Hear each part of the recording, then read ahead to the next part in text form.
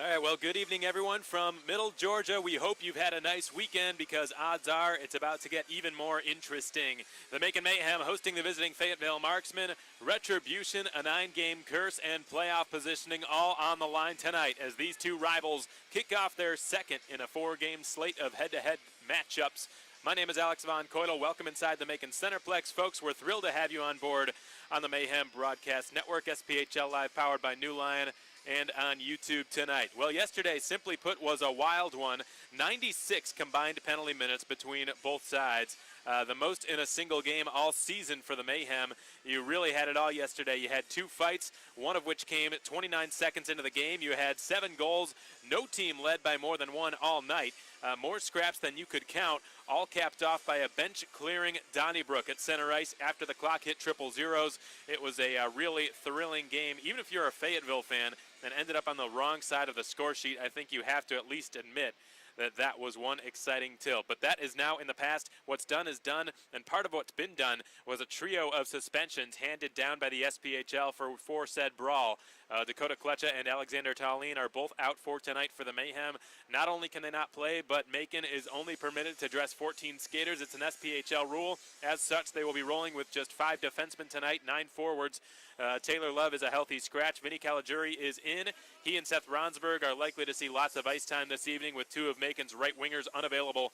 Caligiuri and Ronsberg, 2 right-handed shooters who have proven to be very versatile, adaptable players this season, will be counted on heavily to pick up the slack tonight. As for Fayetteville's punishment, they're down a big one.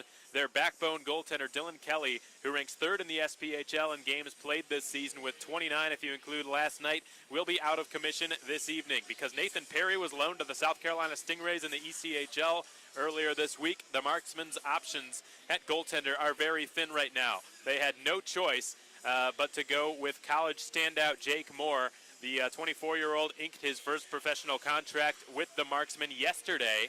He was in the middle of a stellar senior year at State University of New York at Brockport, but he's never played a professional game in his life. Moore will debut in net for the Marksmen tonight. And you never know, folks, he may just surprise everyone and surpass their expectations, just like Josh Keplinger has done for Macon, being in an almost identical situation to that of Jake Moore. Keplinger made his professional debut just 2 days ago, and look how that's worked out. He's got 3 goals in his past 2 games for the Mayhem. Will remain on Macon's top scoring line with Jake Trask and John Seamer. Spectra's Director of Finance here at the Macon Centreplex, Mark Maxwell, will suit up as the emergency backup goaltender tonight for Fayetteville. He suited up in a game for the Mayhem earlier this season because of a last-minute injury or call-up.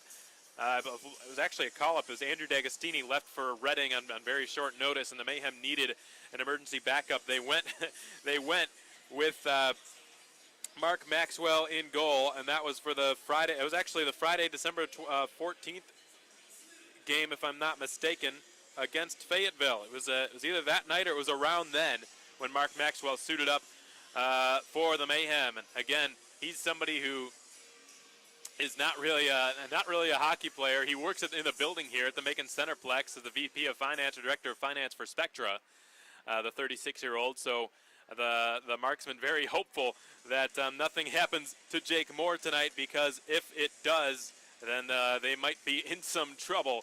No offense, of course, meant to Mark Maxwell. But Jake Moore has had a really strong season so far at SUNY Brockport. He played 16 games up there and pitched a .925 save percentage and a 1.92 goals against average. So he's been good. Will his skills translate to the professional level? We'll find out tonight. We know one thing's for sure. The Mayhem plan on testing him early and testing him often. They're going to be peppering the young goaltender with shots. And when I say young, he's actually the exact same age as Tanner Creel and Ian Silvis. They're all 24 years old. The only difference is that Moore is fresh out of college. This will be his first professional game, and I'm sure he'll be fine based on what he's done this season at a pretty well-respected hockey school up in New York in Brockport. But still, you never know. We haven't seen him play at all, and it'll be interesting to see what he can do in net for Jesse Calicky and the Marksmen. It'll be another interesting one tonight, folks. The Mayhem hoping to build off that enormous win yesterday and continue the fight for the 4th playoff spot in the SPHL standings. As it stands right now, they're tied for that highly coveted position. with the Knoxville Ice Bears, who won their game last night on the road in overtime up in Peoria. The Ice Bears have the advantage of having one game in hand over Macon, so the Mayhem really need this one. As for Fayetteville, they are staring down the barrel of a 2-year curse. They've not won a single game in this building in exactly 741 days. That's 9 straight defeats at the Macon Centreplex, going all the way back to the Fayetteville Fire Ants days in February of 2017. However, as we've seen, this is a much improved marksman squad this year. They sit just 3 points behind the Mayhem in a tight playoff race. They want this one just as bad as the Mayhem do. It's their last chance this season to break the curse and snap their winless skid at the Macon Centreplex.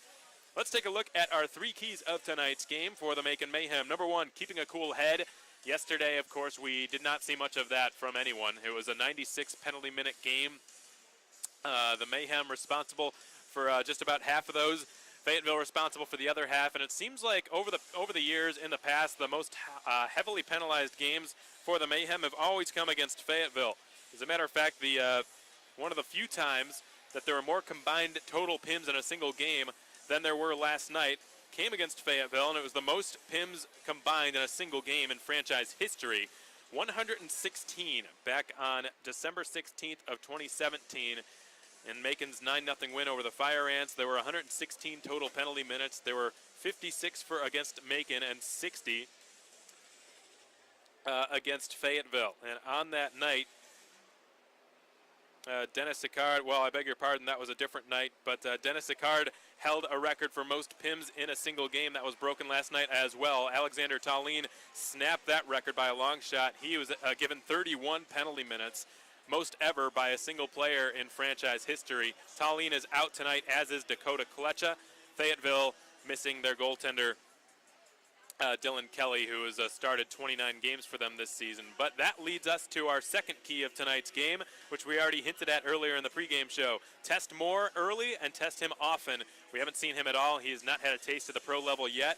Making him work for his keep is going to be paramount tonight for the Mayhem. They'll be wanting to throw lots of shots his way, and not just cupcakes, but lots of hard, heavy, difficult to save shots. Get him moving left and right. Test him, make him uncomfortable. All those things will be important to keep in mind tonight as Moore makes his Fayetteville debut. And finally, smart, well-timed line changes. Only 9 forwards at the Mayhem's disposal this evening, only 5 defensemen.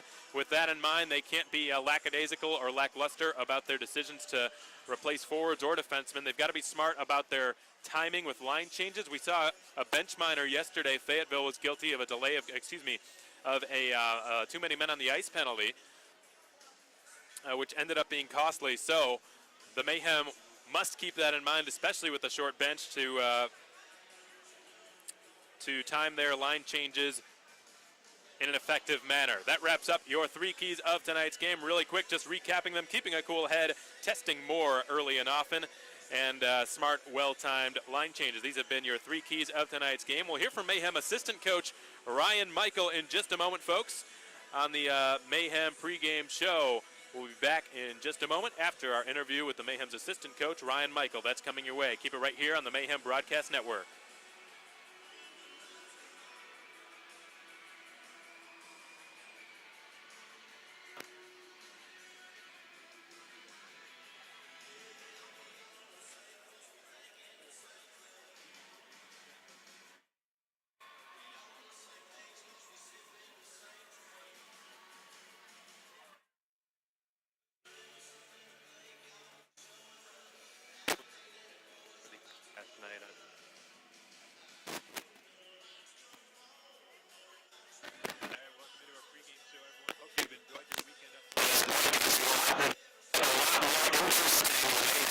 Off against the Fayetteville Marksmen for the second time in the next 4. Their next 2 games will be against Fayetteville next weekend, but tonight the focus is all about getting 2 points. I had the pleasure of being joined by Mayhem assistant coach Ryan Michael.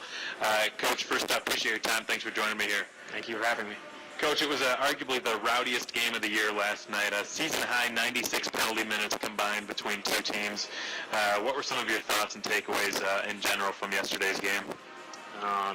It was a physical game, I thought, all night, and a little animosity towards the end, and I don't think we really had a game like that this year, and throughout the course of a season, you're bound to have a couple. So I'm certainly proud of guys, standing up for each other and themselves as well. So certainly had no problems with the way we handled it, and we're just kind of dealing with the results as far as suspensions and stuff like that. Yeah, a couple of suspensions handed out for the Mayhem. Dakota Kletcher, Alexander Tallene, both unavailable. Fayetteville's suspension was their goaltender, Dylan Kelly. Mark Maxwell is the emergency backup for them, like he was earlier for us this season. Spectra's director of finance. And usually when you see two teams get together that haven't faced each other in 3 months or whatever it was or 2 months, not since December 28th of 2018. You wouldn't expect it to be that hostile, but it was, and that's only the first of 4 games. We expect the intensity to only increase from here, if that's even possible. And one of those hostile moments last night, Coach, was Larry Smith getting into a fight with Paul Frazier, who's a pretty good friend of yours. You coached him last season at SUNY Cortland. Did you have mixed feelings watching that fight and seeing your defenseman, Larry Smith, getting into his first professional fight ever, beating up on one of a good friend of yours? Honestly, I didn't even know it was Paul until after it happened.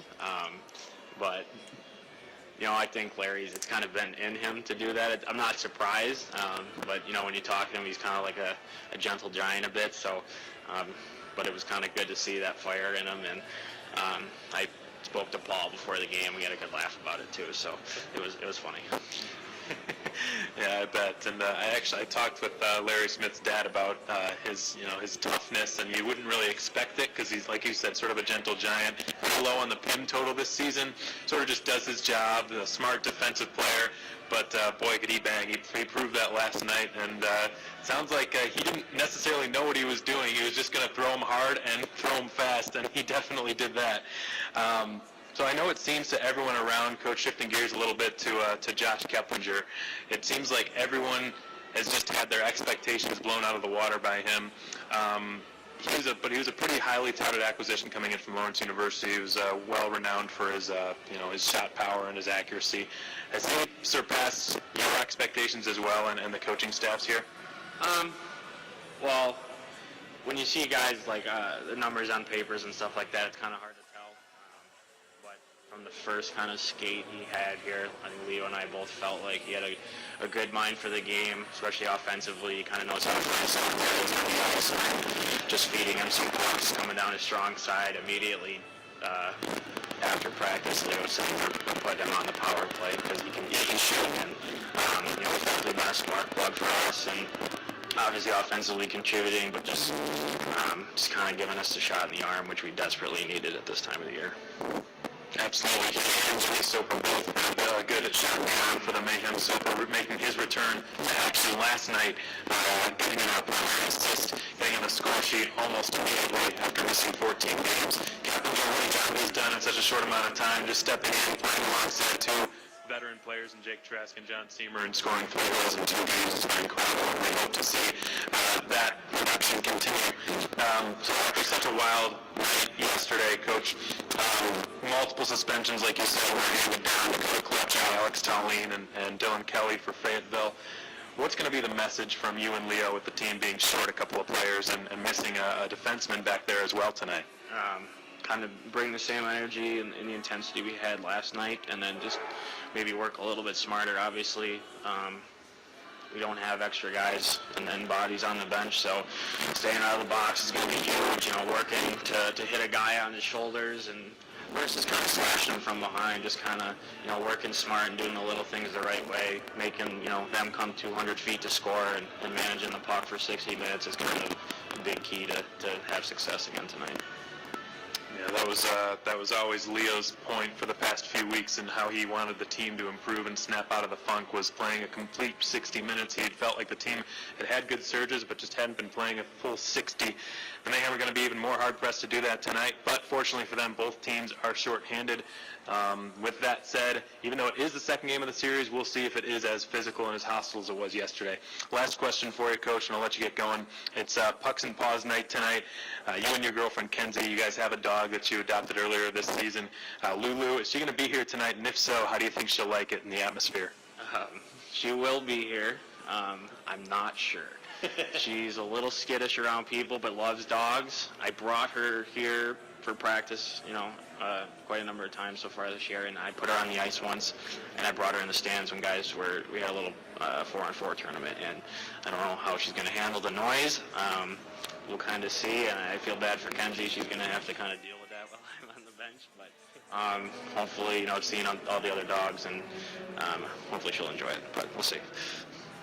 Yeah, it sounds like she'll be a little bit torn because I've seen her around dogs. She loves being around other dogs, but she, like you said, she's pretty shy around new people. So all of that combined tonight, we'll see how she reacts to it. But Coach, more importantly, fixate your attention on getting a couple of points tonight. Fayetteville just 3 points behind the Mayhem in the standings. It's a tight race for positioning in the SPHL leaderboards. I appreciate your time and good luck out there. Yes, sir. Thank you for having me.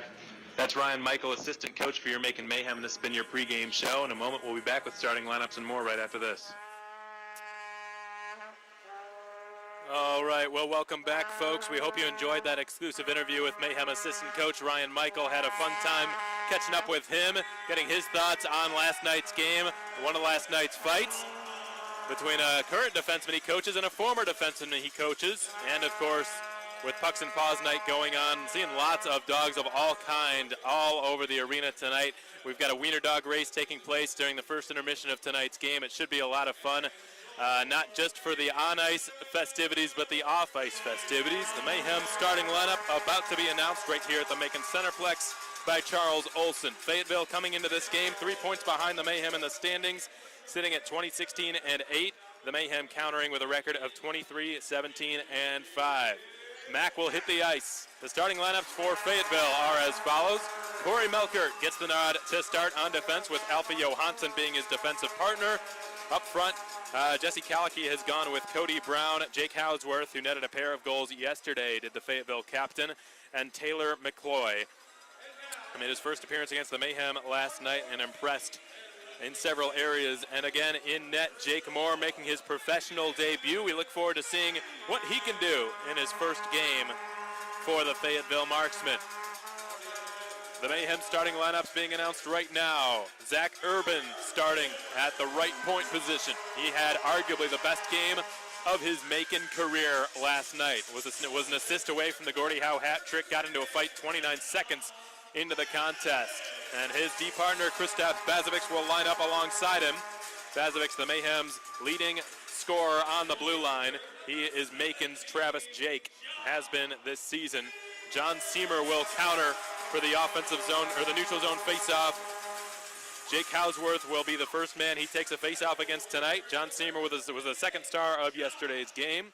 And Josh Keplinger, who's already become a fan favorite, just 2 games into his pro career in Macon, 3 goals in his first 2 professional contests, will be flanking John Seamer on his left. And finally, the Mayhem's leading goal scorer this season, their leading scorer last season, Jake Trask, with 40 points on the campaign, is tied for second in the SPHL with 20 goals this season. And Ian Silvis gets the nod to start tonight. Silvis comes into this game with a .915 save percentage, which is good for 5th best in the SPHL. A 2.74 goals against and a 9-9-2 record. These have been your starting lineups. This is one fired up crowd, folks. They are ecstatic here at the Macon Centreplex. They cannot wait to get this one underway.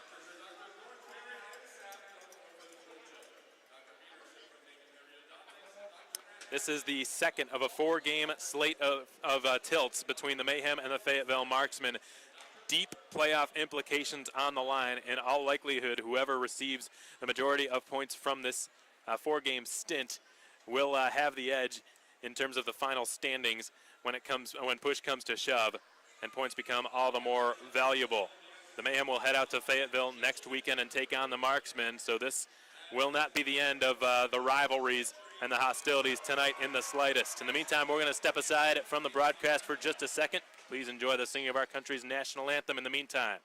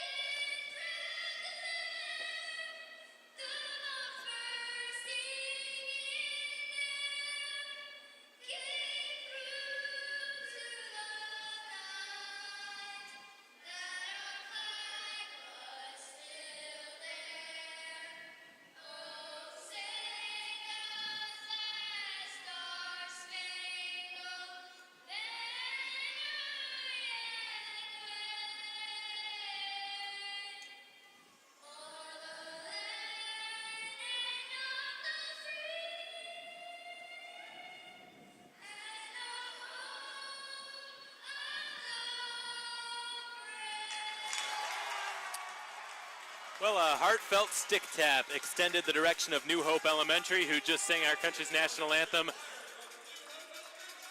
Job well done by them. The starting lineups for these teams tonight, in case you missed them during the pregame show: Corey Melkert on defense for Fayetteville, with Alfred Johansson being his defensive partner. Cody Brown, Jake Hausworth, Taylor McCloy up front. In net, Jake Moore making his professional debut, sporting the number 35 in the white sweaters. The Mayhem going with Zach Urban on defense, flanked by Kristaps Bazovic on his left. John Seamer, Josh Keplinger, and Jake Trask up front. Lots of firepower put on the ice by Coach Thomas to start this game out, and in all likelihood, Jake Moore is going to have to fight off a shot from one of those three aforementioned names in the next few seconds. Ian Silvis is the goaltender for tonight for the Mayhem, seeking his 10th win, trying to get into the double digits category for the Mayhem in the win column.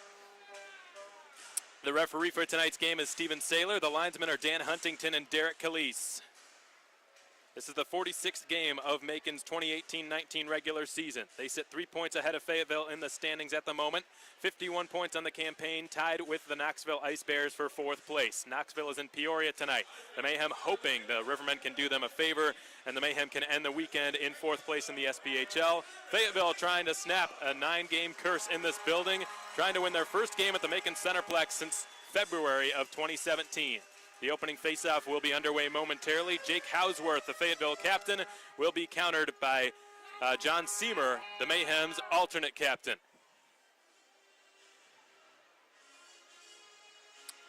We're having an issue with the siren that whirs down there near the Coors Light dasher board.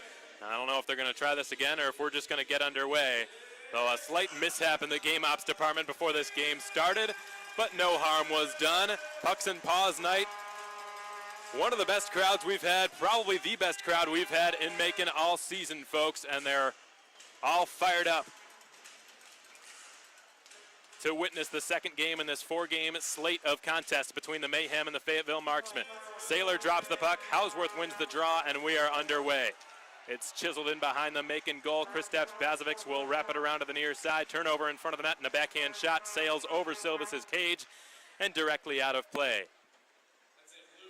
That flying puck's been brought to you by Blues Painting and Home Repair. We're 12 seconds into the contest here at the Mac Shack. No score between the Mayhem and the Fayetteville Marksmen. Again, folks, we'll be out in Fayetteville next weekend as the Mayhem will hit the road and take on the Marksmen next Friday and Saturday on March 8th and 9th. As Hausworth takes it away and rips it wide of the left elbow of the net, and Cody Brown from the left half wall will deposit the puck behind the net. Hausworth coughs it up, and it's scooped up by Keplinger.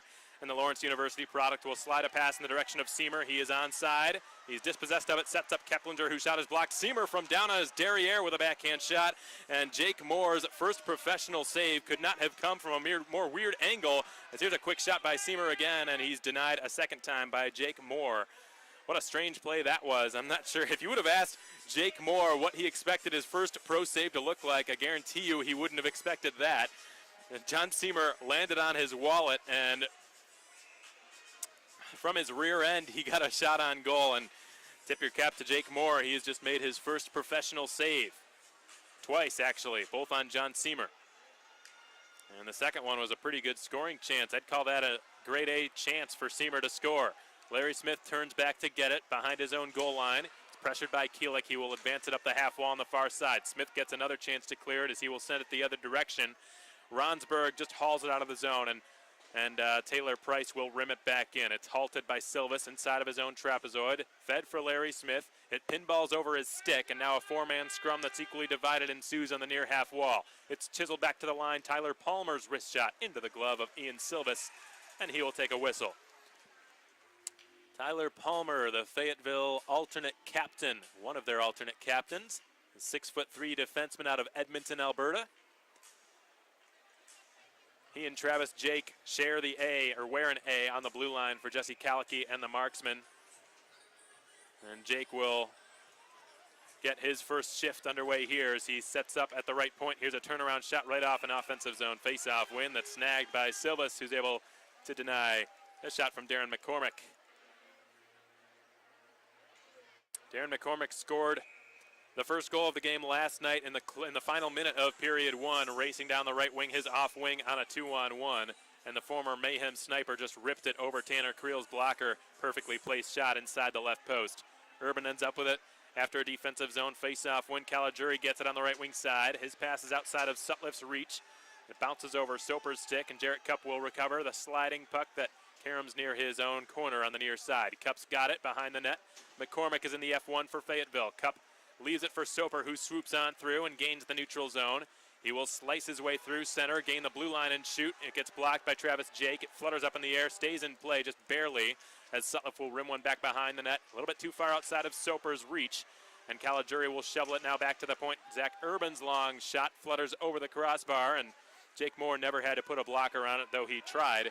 Just went over his stick, and now Zach Urban recovers in his own zone. Soper will redirect his pass into Fayetteville territory as the Marksmen reorganize in their own end while the Mayhem change personnel. A fresh 5 bodies out there for Leo Thomas. Big bad turnover. Trask moves in, shoots. Fought off by Moore. He's denied Seamer and Trask in the first 2 minutes of play. Jake Moore having an outstanding start to his first professional game. It's hammered into the zone by Fayetteville's David Mazurek. The Canadian's been a point-per-game player. He's been injured a lot this season. In the few games he's played, he has produced at a high level. 18 points through 19 games this season. David Mazurek, 10 goals, 8 assists. The Mayhem are going to have to watch out for number 6 in white, who cuts off the clearing attempt by Bazovics. He will deposit it into the corner on the far side. Minerva puts the pressure on Max Cook. Cook wheels his way into the slot, loses the puck. It's Sheeran collecting it, far corner, puts it behind the net now. Bazovics puts the body on Mazurek, forces him to move it. It slides up to Keplinger, who can't clear it. Long point shot is blocked in front of the net. Near the crease, it's scooped up by Keplinger and fed for Jake Trask. He's on his off wing. Keplinger up the middle, Seamer on the far side. Trask fed it across. Seamer gets it off the carom, puts it in front. Keplinger redirects it, and Jake Moore makes the save.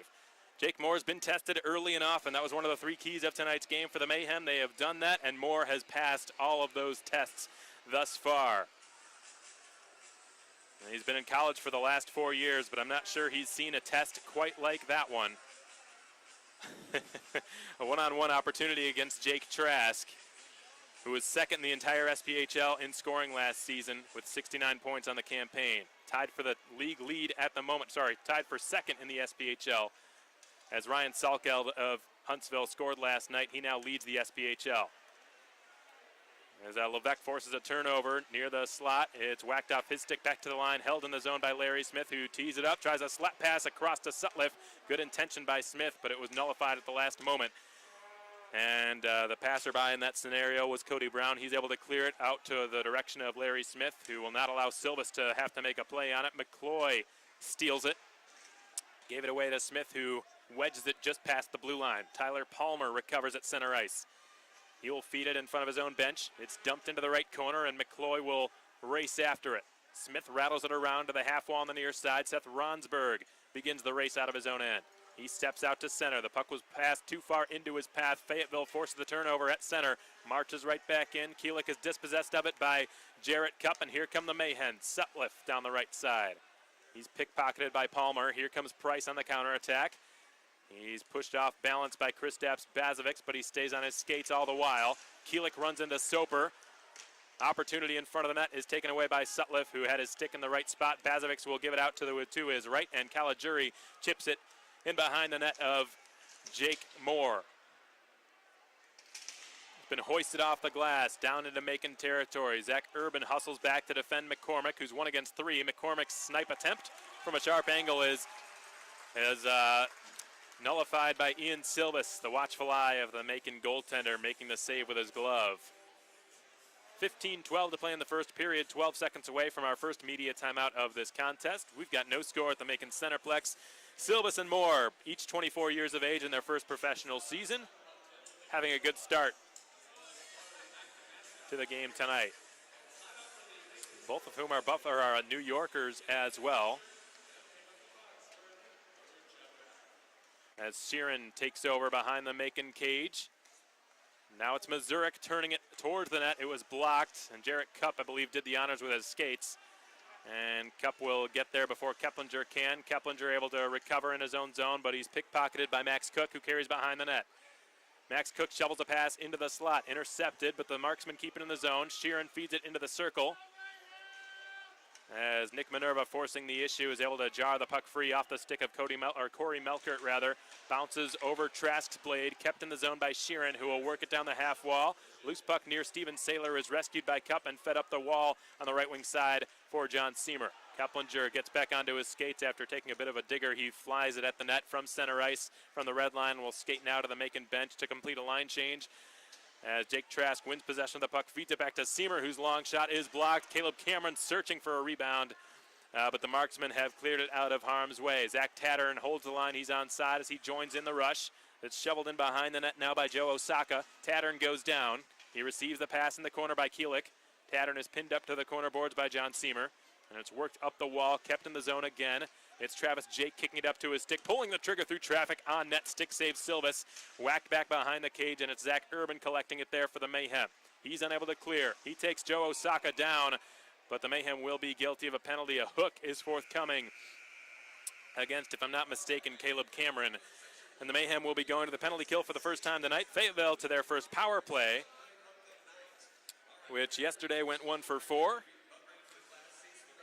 The Marksmen had a really unfortunate situation happen to them last night. I didn't quite see the full play until later, but I was able to understand why Travis Jake was so upset about that late penalty called against Jake when it probably should have been called against Jimmy Soper, but I don't think the referee saw exactly what happened, and he penalized the wrong person, and as a result, Macon got a late power play when it should have been Fayetteville, so Jesse Calicky couldn't even pull his goaltender, as it doing so would have only made things even strength, and it just wasn't worth the risk. So Caleb Cameron to the box for hooking at 6:16 into the first period. This Mayhem penalty kill is brought to you by J&J's Heating and Air Conditioning. Jimmy Soper lines up against Zach Tattern to take a defensive zone draw. Tattern does a scrappy job on the faceoff. He wins it back to Hausworth, but it straddled both him and McCloy.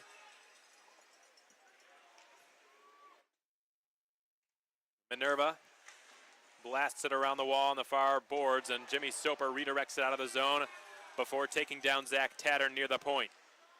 Now it's fed to Tim Keelik, who will slowly gain the zone on the right side. Tattern receives the pass and works it back up to Keelik, who will cycle it to Hausworth. Hausworth steps into the deep slot, feeds it now to Keelik above the right circle. To the side of the net, good sharp pass, but in too tight to make a play there was Brown. Cody Brown returns it, gets it back from Keelik. He will swing it back up to the top. Jake Hausworth sends it over. It's returned for Hausworth, who unleashes the one-timer, and it grazes the outside of the right post. Close call by the Fayetteville captain, who nearly had a hat trick on the series with that strike. Brown steps in and fires. Blocked, pinballs into the right corner, and it's Tim Keelik, who's pressured by Larry Smith, who's able to win possession of it. And the Buffalo native has cleared it down the length, giving the Mayhem a chance for a much-needed breather. Fayetteville will switch personnel as well. 50 seconds remain on this Fayetteville power play. Darren McCormick will leave it for Travis Jake behind his own goal. Jake sends it up the middle. Max Cook's got it. He will swivel his way through center ice, dish it off to his left for Nolan Sheeran. Sheeran deposits it around the end wall. McCormick waits for it, but it was cut off by Mazurek. Blasted around the half wall, kept in the zone at the far point by Sheeran. Or rather by Cook, who receives it back from Sheeran now, and it's Jake at the blue line. Travis Jake for Cook, left circle. Jake hammers it on net. Pad save by Silvis. And the puck is collected by Ronsberg, whose attempted clear is snuffed out. He gets a second chance. Jake intercepted that one. Jake up to Sheeran. He's over the blue line with a dozen seconds remaining on this Fayetteville power play. It's whacked up the half boards, kept in the zone again. And this time Jarrett Cupp's able to clear it, and that's done it. Caleb Cameron let out of the penalty box, and the Mayhem have returned to full strength. Cameron will skate now to the Macon bench, and the Mayhem are successful on the penalty kill. They've improved to 1-for-1. That Mayhem penalty kill brought to you by J&J's Heating and Air. It's dumped into the right corner. Ian Silvis out of his net, just barely in the legal zone to play that puck. Gets it around to the red line again. Will have to make a play on it inside of the trapezoid. He will drop it for Nick Minerva. The 23-year-old New Jersey-born defenseman will fly down the right wing side. He's onside with Keplinger. Nick Minerva tries the shot, blocked by the other 5, Alfred Johansson. Keplinger spirits one along. Trask has it up to the point. Bazovic with a wrist shot is blocked by Price. Whacked out of the zone, and it could be a chance for Price. He might get a breakaway. Price down the right side. He moves in, fires, hits the post. I think that might have hit the crossbar. Went bar down, but it stayed out of the net. And it's Joe Osaka now battling for it on the far half wall. Caroms off the near side boards. The Mayhem will have to reorganize in their own end. Larry Smith sends it D to Chris Tapps and gets it back from him. Smith is under duress by Jake Hausworth. Hausworth loses his stick, wanted a penalty, none forthcoming. The Marksmen recover at center ice. It's Travis Jake flipping it into Macon territory. Smith gave a bit of a dangerous pass to Bazovic, who was not expecting it. The Mayhem turn the puck over in their own zone. Jake Hausworth is now worked up by Larry Smith. Keplinger is able to advance it as far as Seamer, who slips away from a couple and gains entry into the zone. He's on side. Seamer waits for some reinforcements to arrive from the Macon bench. Then gets knocked off the puck. And it's taken away by McCloy, who motors right up the middle of the ice, gains the line and shoots, blocked by Zach Urban. Urban sends it around to the far half wall. Vinny Caligiuri pops it back now to Jarrett Cupp. Urban's pass went between the skates of Keplinger, who will now skate over to the Macon bench, or will want to at least, to complete a line change, but he's on the far side of the ice at the moment. Zach Urban up to Keplinger on the left wing. He redirects it. Now he'll go to the bench. Caligiuri tips it into the zone.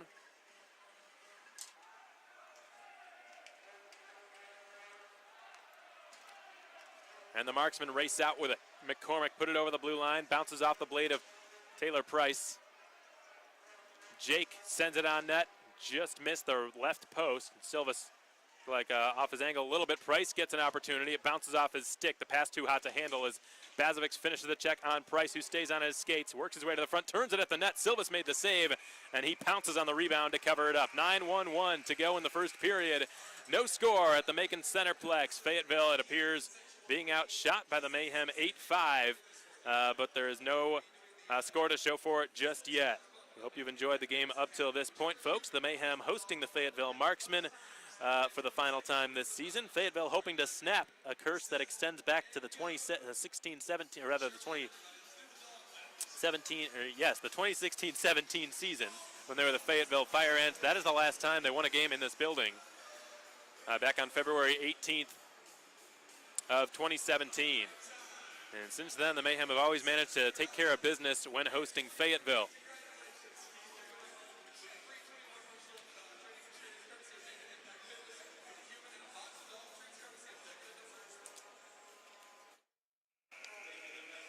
The last time the Mayhem went up to the Crown Coliseum, however, they were shut out by the Marksmen. Fayetteville held on for a 1-0 victory back on Friday, December 28th. The penultimate game of the 2018 annual year for the Mayhem.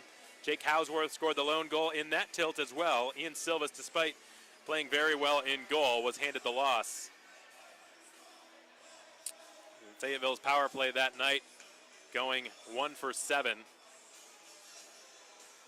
seems to be a recurring theme when these teams get together. There are lots of, we talked about it earlier in the pregame show, always lots of penalties when the Mayhem and the Fayetteville Marksmen square off. Bazovic moves it up to Caleb Cameron.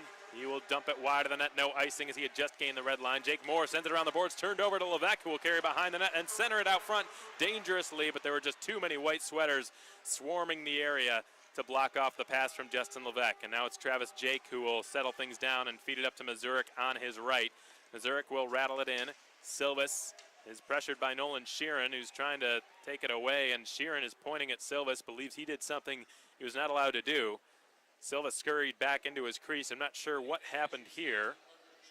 I don't know if he played it with his glove inside of the trapezoid or what, but yeah, it looks like it's in his glove, and he's going to hand it to the linesman, Dan Huntington.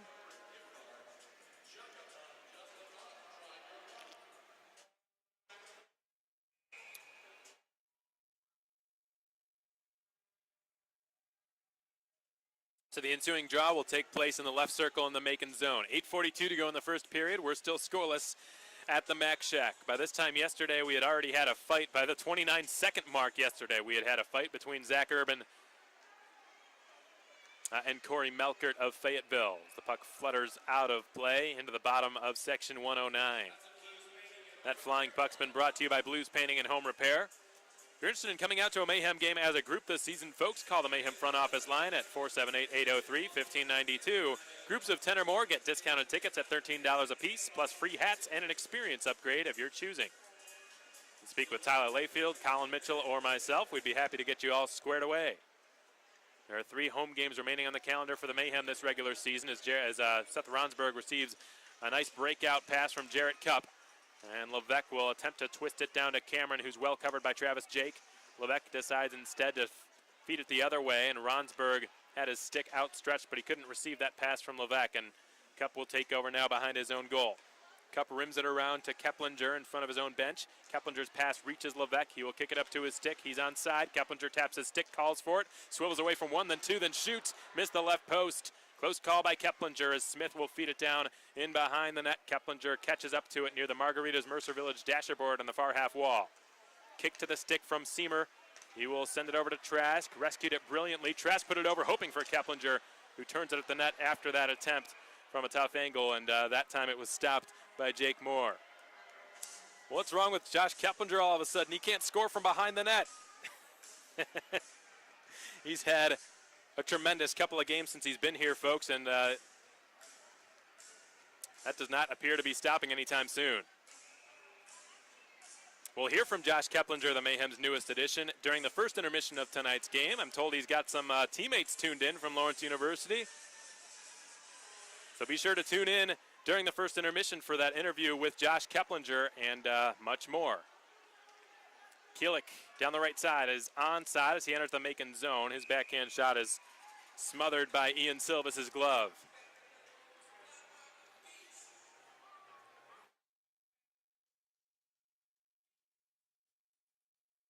Saginaw, Michigan, the hometown of Josh Keplinger, but he played college hockey for 4 years in Wisconsin.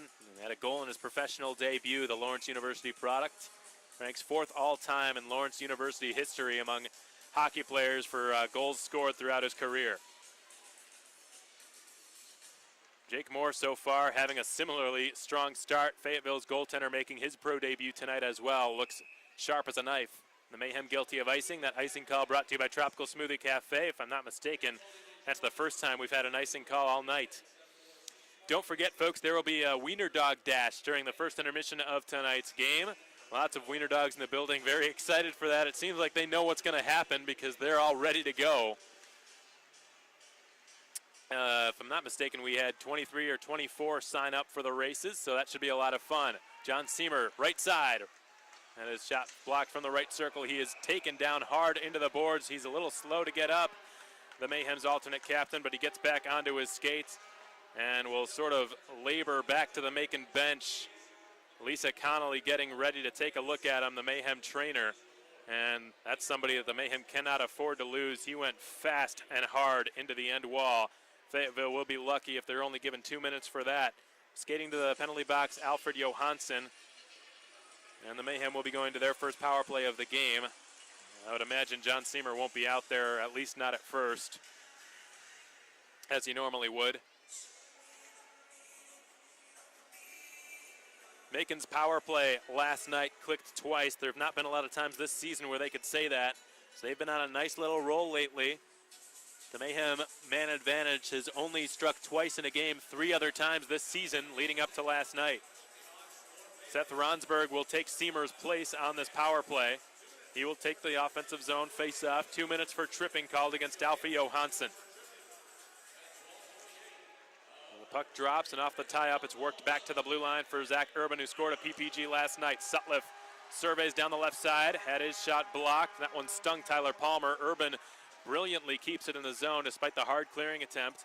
And now from the far corner board, Seth Ronsberg chisels the puck loose. Keplinger is slammed into the wall. Minerva will cycle it now to Sutliff, outer hash marks, left circle. He delays.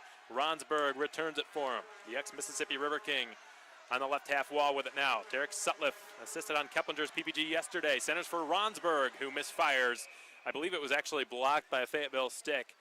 And the puck flies out of play. That flying puck brought to you by Blues Painting and Home Repair. 6:38 to go in the first period. No score at the Macon Centreplex. Thanks for joining us, folks, on the Mayhem Broadcast Network. You're listening to Macon Mayhem Hockey on SPHL Live, powered by New Lion and on YouTube. We hope you've enjoyed your weekend up till now. So there will be an offensive zone draw taking place to Jake Moore's right. It's won by Fayetteville. Blasted around the boards by Travis Jake. Redirected out of the zone in front of the penalty boxes at Kareem's. It's Nick Minerva guiding it over to Zach Urban.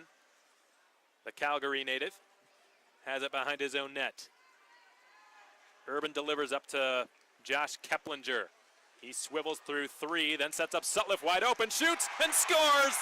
Derek Sutliff has scored his 18th goal on the season. Second in as many games, and Josh Keplinger has his first assist with the Mayhem. It's 1-0.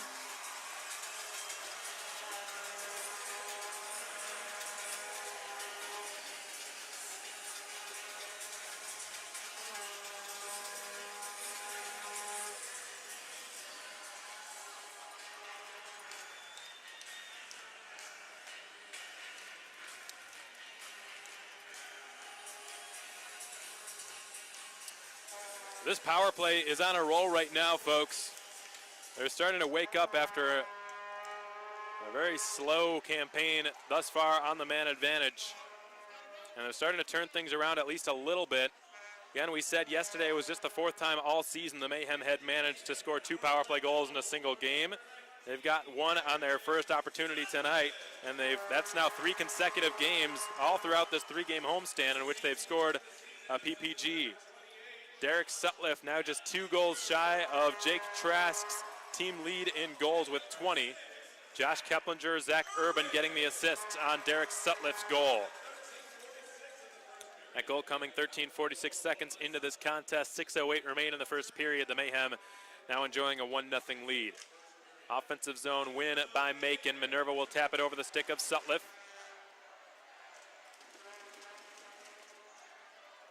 Squeaks over past the blue line, and Nolan Sheeran will swerve his way down the right side. He sends it into the adjacent corner as Max Cook fights for it for Fayetteville. Tapped up to Jimmy Soper, and Soper will find Caligiuri now. Swerving through center ice. He gives it towards Soper. It's picked off by Tyler Palmer. And Palmer will chip it off the glass. Zach Urban from the goal line feeds it up to Keplinger, who sends Seamer the pass. Seamer is onside, drops it for Trask, left circle. Trask with a curl and drag. Takes it now behind the net, didn't have much room to work with. He wheels all the way up to the slot with it, barely keeps it in the zone at the blue line. Extreme poise and skill shown by the Mayhem's top goal scorer, Jake Trask. But now he's out of real estate as Keplinger helps him move the puck. He gets it behind the net. He sends it out to Seamer, left circle with a shot. Shoulder save by Moore, and the puck flies out of play. That flying puck's been brought to you by Blues Painting and Home Repair. 5:05 remains in the first period. The Mayhem have a 1-0 lead. Derek Sutliff, the lone goal scorer tonight. It's his second in as many nights. Last night he scored a goal after Jimmy Soper jumped in, forced the interception, and fed it over to a wide open Sutliff parked at the right side of the net, bottom of the right circle area. And Soper, in his first game back yesterday, got on the score sheet with a takeaway and a primary assist almost immediately. Ronsberg's pass back to the line, creeps over it, and Urban will have to dump it in. Jake Moore stops it behind the Fayetteville cage. Tyler Palmer gets the pass, and now Ronsberg is checked by McCloy. Loose puck pops out to Levesque, who sends a backhander wide of the left post. Ronsberg scoops it up, and from the far corner, he will attempt to send it back to the line, but to no avail. McCloy takes over for Fayetteville behind his cage. Thacker wheels it around slowly. Cody Brown's got it. Dropped for Thacker. Fayetteville in disarray here in their own zone, but they're able to recover it and not allow Macon to capitalize off a turnover. Levesque will play it in front of the Marksmen bench. Caligiuri fighting for it at the moment with Taylor McCloy. It's sent back to Tyler Palmer now, who will backpedal near his own goal line. He rims it off the boards. It's cut off by Bazovics. Tapping his stick was Caligiuri. Bazovics holds onto it, scales the wall, and sends it across the ice. It bounces near the Georgia orthopedic specialist dasher board, and the Marksmen have cleared it out to neutral territory, but no further than that. Here's Bazovics. He is pressured by Tim Keelik. It's picked up by Thacker, who will slide one up into the neutral zone. Keelik turns with it. He circles his way in front of his own bench and sends a pass the width of the ice. Taylor Price passes it to himself and sends it through the slot out to the other half wall. It's spun back to the near side. And Jimmy Soper, he will pry it away from Taylor Price and pop it up to Sutliff on his left. Sutliff's clearing attempt is snuffed out by Darren McCormick. It's cleared directly into the Beyond Taboo Tattoo penalty box, and Terry Reynolds, the head off-ice official, is going to keep that as a souvenir. Or not. Looks like he wants to give it back. Now 3:17 remain in the first period, folks. We hope you've enjoyed the game up till this point and the broadcast on the Mayhem Broadcast Network. 1-0 Macon is your score. We'll be back in just a moment on the Mayhem Broadcast Network. This season, the Mayhem are offering a great group package. Whether you're a school, a church, a company, or just a group of friends, give the Mayhem office a call and we'll set you up with an incredible group deal. From $13 tickets to free team hats to a unique experience upgrade of your choosing, the Mayhem have got you and your group covered. Call our office at 478-803-1592 to purchase your group tickets to a Mayhem game today.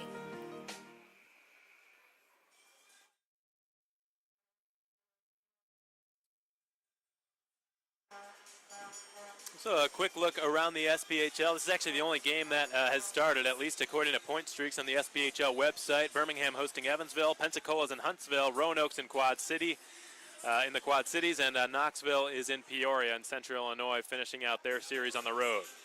The Mayhem rooting for Peoria in that series. There's a penalty called against Derek Sutliff. The Fayetteville to its first power play of the, or rather the second power play of the night. Sutliff in the box for delay of game as Jake resends it to the top of the left circle. It's given out of the goal line. Sheeran up to Cook. Cook fires. Fought off barely by Silvis. Got a piece of it with his glove. Jake from the right point.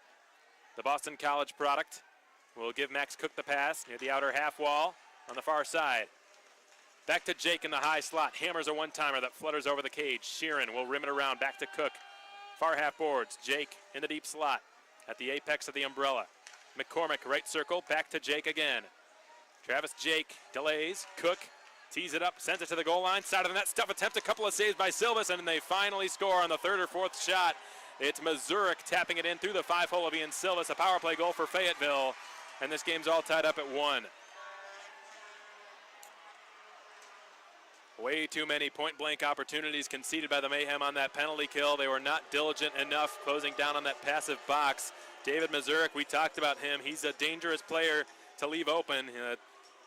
Obviously a pretty good goal scorer, 10 goals this season through just 19 games played, and the Mayhem just not doing a good enough job on the penalty kill to close down on that extremely high percentage scoring area. Can't leave a player like that wide open in front of your goaltender, and the Mayhem paying for it. It's now 1-1.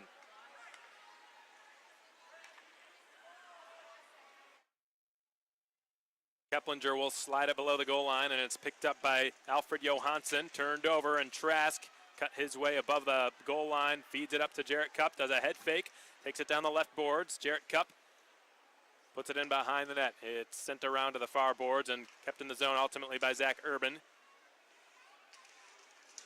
John Seamer chisels the puck free. Jake Trask is in there fighting for it with Jake Hausworth. Seamer receives the rolling puck and will reverse it back to the point. Zach Urban's got it. Urban fakes left, skates it right, takes a slap shot, pad save by Moore, bounces up the slot, and the Marksmen have cleared the danger for the time being. McCloy through center ice, trying to stick handle through Keplinger, lost the puck. Cody Brown turns it into the zone, wide of Silvis' cage. Jarrett Cupp from his own goal line. 95 seconds remain in period 1. Sutliff redirects it into the Fayetteville zone. Sutliff was sent to the penalty box and was guilty of the penalty that cost the Mayhem that power play goal. That was a delay of game penalty. I'm not sure exactly what Sutliff did to warrant that penalty called. And he looks like he'll be going back to the box, or maybe somebody else will. Holding, it appears, Steven Saylor. No, it's not going to be Sutliff. It's going to be David Mazurek, Fayetteville's goal scorer.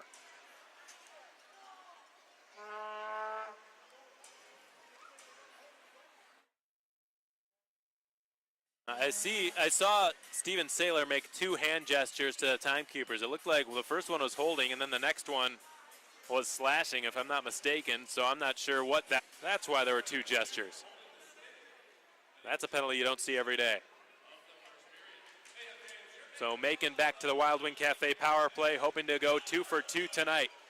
John Seamer to the goal line, centered out to Cameron. Jake Trask receives it, left circle, sent back to the blue line for Bazovics, who will flutter it back to Trask. Trask shimmies his way in and passes it to the slot. 3-way passing play lands right back on the tape of Trask. Soper sets up shop in front of the net, receives it from Trask. Soper returns it to Trask. He will center it for Cameron, who turns it on goal. Stopped, but cleared up to the blue line. Kept in the zone by Bazovic.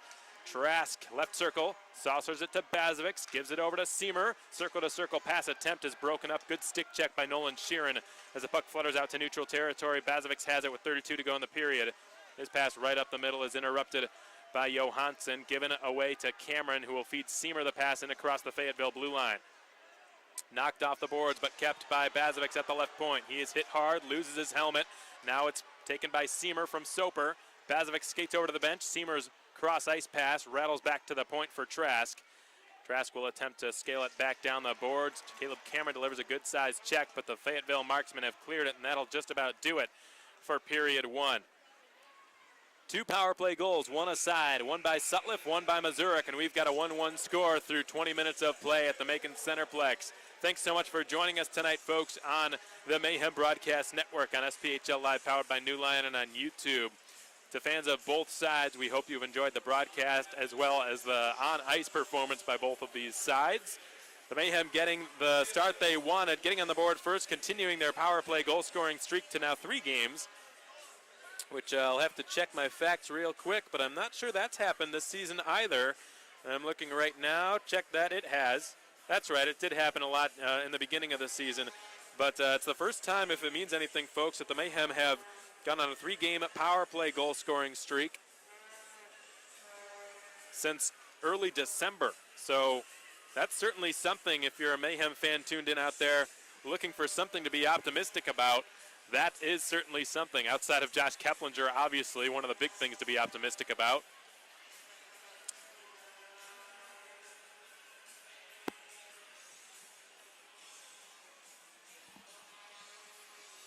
But we've got a tie game through 20 minutes of play. Again, Sutliff scoring a power play goal at 13:46, Mazurek at 17:31. In the meantime, folks, we hope you enjoy this intermission interview with the Mayhem's newest addition, Josh Keplinger, as you enjoy watching the Wiener Dog races taking place at center ice. We'll be back in just a moment, folks. Keep it right here on the Mayhem Broadcast Network. Welcome back, everyone, and thanks again so much for joining us tonight on the Mayhem Broadcast Network. You're listening to Macon Mayhem Hockey on SPHL Live, powered by New Lion and on YouTube. Alex Von Cordell, the voice of your Macon Mayhem. Thrilled to be joined by the Mayhem's newest addition, Josh Keplinger. Josh, first off, appreciate your time. Thanks so much for being a part of this. Thanks for having me. So, Josh, you were brought down earlier this week from Lawrence University. You had just finished your senior college hockey career. What was it like being sort of in the middle of your second semester senior year, getting the call to come and get a chance playing pro hockey here in Macon? It was pretty special to get the opportunity to come down here and play. I've heard nothing but good things about this organization and nothing but good things about the coaching staff and the fans, and I was just really happy to be brought down here. And how have you liked Middle Georgia so far, coming from up in Wisconsin and being a Michigan boy? Yeah, it's pretty nice. Nice change of pace with the weather, it being 60 degrees instead of minus 20, so that's a good change. Absolutely is. I'm from Chicago myself, so I know what it's like up there, and I don't envy my folks back home either. Josh, you've got 2 games under your belt now at the pro level. What's been different about this tempo and style here compared to the collegiate level you were just at? I think the tempo is a little bit faster, obviously, going from college to pro. It's a little bit cleaner. You know, everything is tape to tape, and plays are faster, and you need to be able to see the game a little bit quicker than you do at the college level. So I think I've translated pretty well so far, and just look to keep getting more comfortable. So you certainly have translated pretty well. And before we get to that, one last thing I need to ask you, because it's sort of a common denominator with players who come from one level and rise to the next level. They almost all say it's almost easier going to a higher level when plays are faster and you can predict what's going to happen a little bit better and everyone's in the right spot. Have you found that to be the case? Yeah, I think that holds true. In some areas of the ice, it definitely holds true. I think it depends player to player, honestly. Some guys struggle going from a lower level to a higher level, and I think it has to do with more than just being able to read plays, but having a hockey IQ definitely helps for sure. And I think it's pretty obvious you've had that playing on a line with John Seamer and Jake Trask. You've been sort of a perfect third piece on that unit so far, it seems like, and you've really contributed. to a great degree. I mean, you've got 3 goals already in just two pro games played. We were all told that you had a pretty wicked shot, but actually seeing it is something else. Did it ever cross your mind at all that in your first 2 games at the pro level you'd be able to start and putting goals up this fast? No, this is unbelievable. I mean, you know, I'm in the right place at the right time, and you know, last night getting two easy tap-in chances from Trasker and Suddy. So, you know, I'm just trying to capitalize on opportunities because you don't know how many you're going to get, and just trying to do my best to adjust to the new line mates and trying to develop some chemistry with them. So. So you've played with a few different. You mentioned the line mates. You played with Dakota Clutcher and Justin Lebeck a little bit throughout the week on their line practicing. You ended up on Trask's and Seymour's line for games. All those guys have a lot of experience at the pro level. What have been some of the things that you've picked up on from them, whether it be routines or just little on-ice tricks and whatnot? Yeah, just the way they approach the game, just how professional those guys are. You know, the guys that you mentioned, they come to the rink every day as professionals, and it's nice. It's easy to adjust into that. It's easy to, you know, see that example that they set and then follow suit. So, yeah, it's pretty special having those guys as line mates. They're very skilled hockey players, and I just look forward to keep playing with them. So. Well, I think you've certainly earned your spot among them, so congratulations on the first 3 goals. We hope to see you contribute at that level going forward. Last question for you, Josh. I know you've probably got busy pregame rituals and whatnot to attend to, so I'll let you get going after this. You got a pretty good taste of the hostilities of this rivalry with Fayetteville last night. 96 penalty minutes. That's the most combined in a single game we've had all season, second most in franchise history. And this is only that was the first of 4 games back-to-back that we're playing against them. But you kept your nose pretty clean through all that. You stayed out of the penalty box. Is that something you're going to want to try to do again tonight? I'd like to. You know, the more I'm on the ice, the more chance I think we have at producing offensively. So I'd like to stay out of the box, you know, if I have to answer the bell or whatever have you. So, you know, I will if my name's called. But, yeah, I mean, you know, like that's an adjustment as well going from college to pro. So. Yeah, so, you know, we'll see what happens, but I know this rivalry is definitely a tough one, as you guys saw last night, so hopefully we'll continue to keep this trend going. Yeah, it was essentially an all-out brawl at center ice after the game was over. 3 suspensions were handed down. Fayetteville's goaltender, Dylan Kelly, is not available for tonight. They've got a goalie who's coming in fresh out of college, sort of like you did. He hasn't played any professional games. He'll be starting tonight, Jake Moore. Their emergency backup is actually the director of finance for the building here at the Macon Centreplex. So I don't know, there might be a chance we'll see Mark Maxwell. He also suited up for the Mayhem earlier this season too. We haven't actually seen him on the ice yet, but we'll see. But anyways, Josh, I really appreciate your time and good luck out there in your 3rd game at the Mayhem. Yeah, thanks for having me. Appreciate it. That's Josh Keplinger, number 28, the newest addition to your Macon Mayhem, and this has been your first intermission report. We'll be back in just a moment with your Hampton Inn out-of-town scoreboard updates and more right after this. Against Fayetteville next weekend, but tonight the focus is all about getting 2 points. I had the pleasure of being joined by Mayhem assistant coach Ryan Michael. Coach, first off, appreciate your time. Thanks for joining me here. Thank you for having me. Coach, it was arguably the rowdiest game of the year last night. A season-high 96 penalty minutes combined between 2 teams. What were some of your thoughts and takeaways in general from yesterday's game? It was a physical game, I thought, all night, and a little animosity towards the end, and I don't think we really had a game like that this year, and throughout the course of the season you're bound to have a couple, so I'm certainly proud of guys, you know, standing up for each other and themselves as well, so certainly had no problems with the way we handled it, and we're just kind of dealing with the results as far as suspensions and stuff like that. Yeah, a couple of suspensions handed out for the Mayhem. Dakota Clutch, Alexander Tallene, both unavailable. Fayetteville's suspension was their goaltender, Dylan Kelly. Mark Maxwell is the emergency backup for them, like he was earlier for us this season.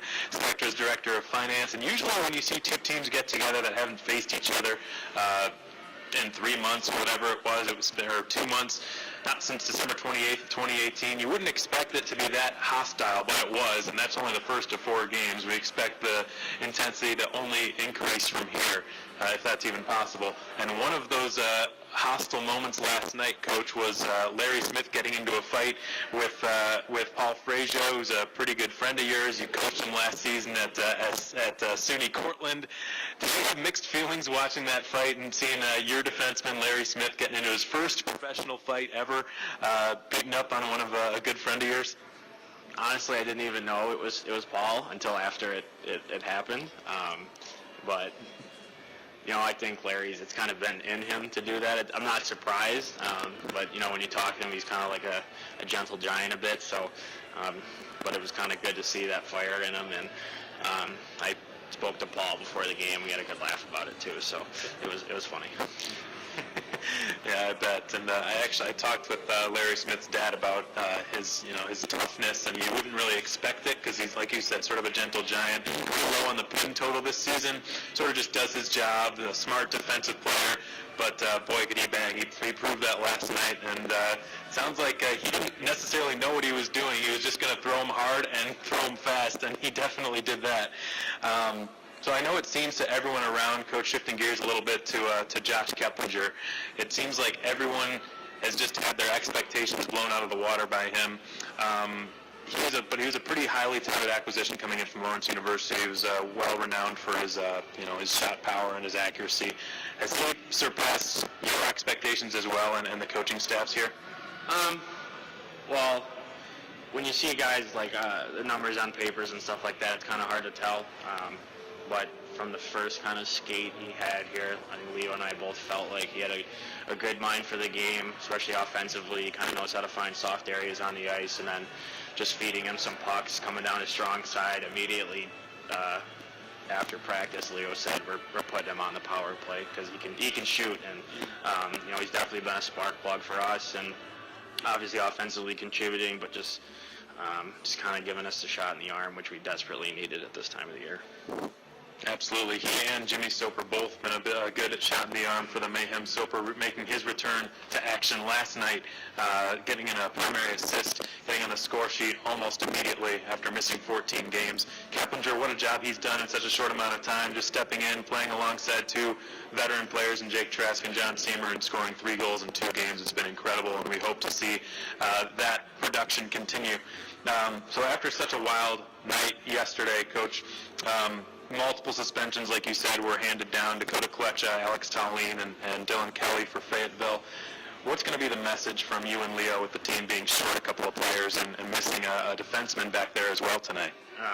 Kind of bring the same energy and the intensity we had last night, and then just maybe work a little bit smarter. Obviously, we don't have extra guys and bodies on the bench, so staying out of the box is going to be huge. Working to hit a guy on his shoulders and versus kind of slashing them from behind, just kind of, working smart and doing the little things the right way, making, them come 200 feet to score and managing the puck for 60 minutes is kind of a big key to have success again tonight.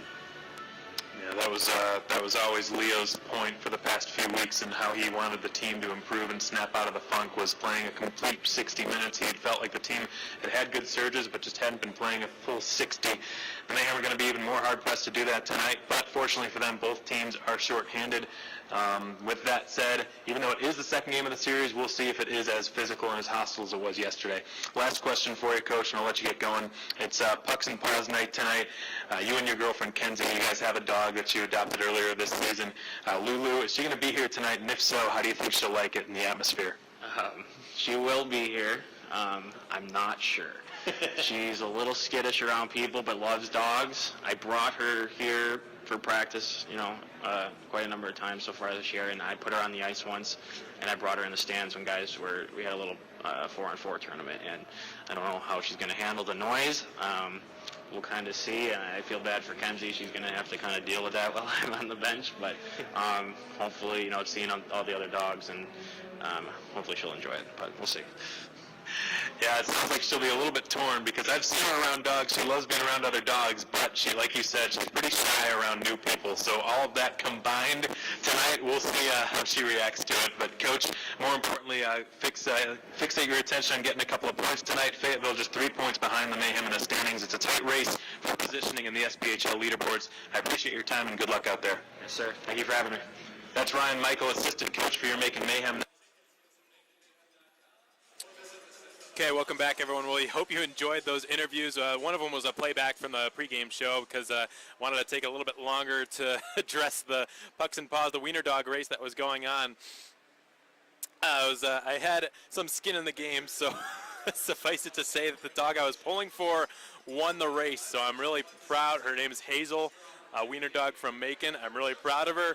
And it was a close one. The top three racers from the final round, there were three rounds. The third round was the championship round. And the three fastest Wiener Dogs were all pretty neck and neck. So that was exciting all the way till the end. So I had to take a longer pause than I originally planned to for that reason. But we're back.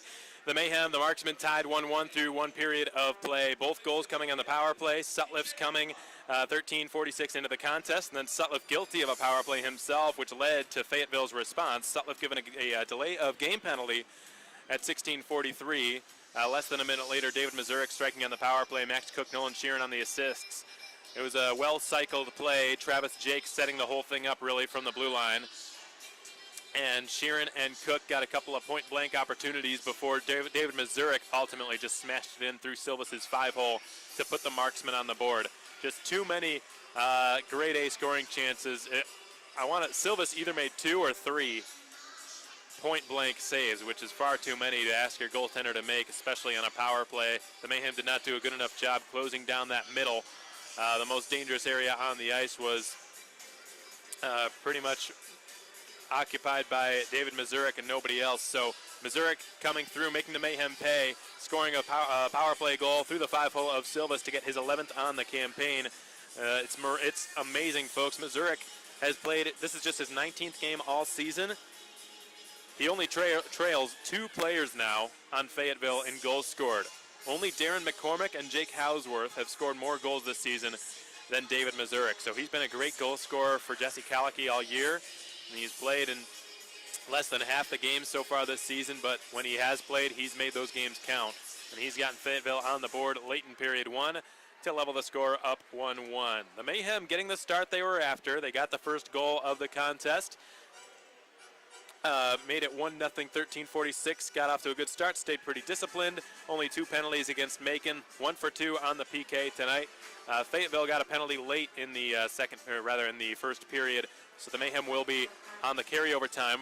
47 seconds remaining on their power play. When the second period starts, they will stay on the man advantage. And it's David Mazurek, who was guilty of holding the stick over in front of the Fayetteville bench.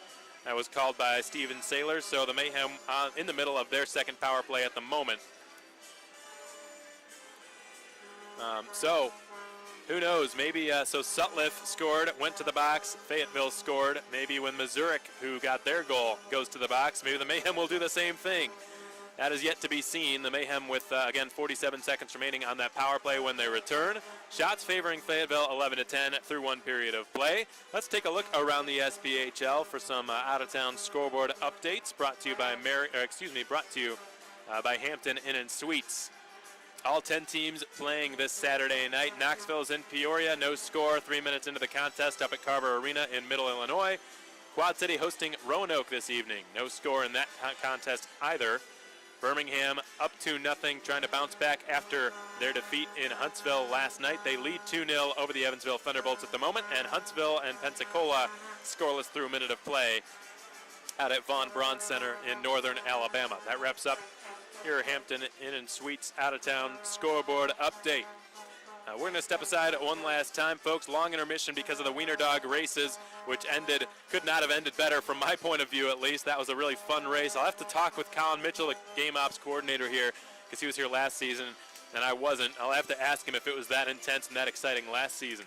The defending champion, by the way, was here, and she was just barely beaten out by Hazel we'll call it by a snout. It was a close call. But there is a new king, or a queen in this case, in Hazel. She is now the defending champion and will have to be dethroned next season in next season's Wiener Dog races. So I know we've played line change a couple of times, folks, but in case those of you tuned in tonight were not able to catch it the last couple of nights, we'll play back 5 minutes or so from our third installment of line change, which we were sure to record and tape the audio of it. Again, Line Change is a show we do every Tuesday night, 6:30 p.m. at the Rookery, a coach's show where fans can ask Coach Thomas and two of our guests, who are almost always going to be Mayhem players, any questions they like. Please enjoy our third segment of Line Change for the next few minutes until we are ready for second period action at the Macon Centreplex. 1-1 your score through 20 minutes of play. We'll be back in a moment, folks. Keep it right here.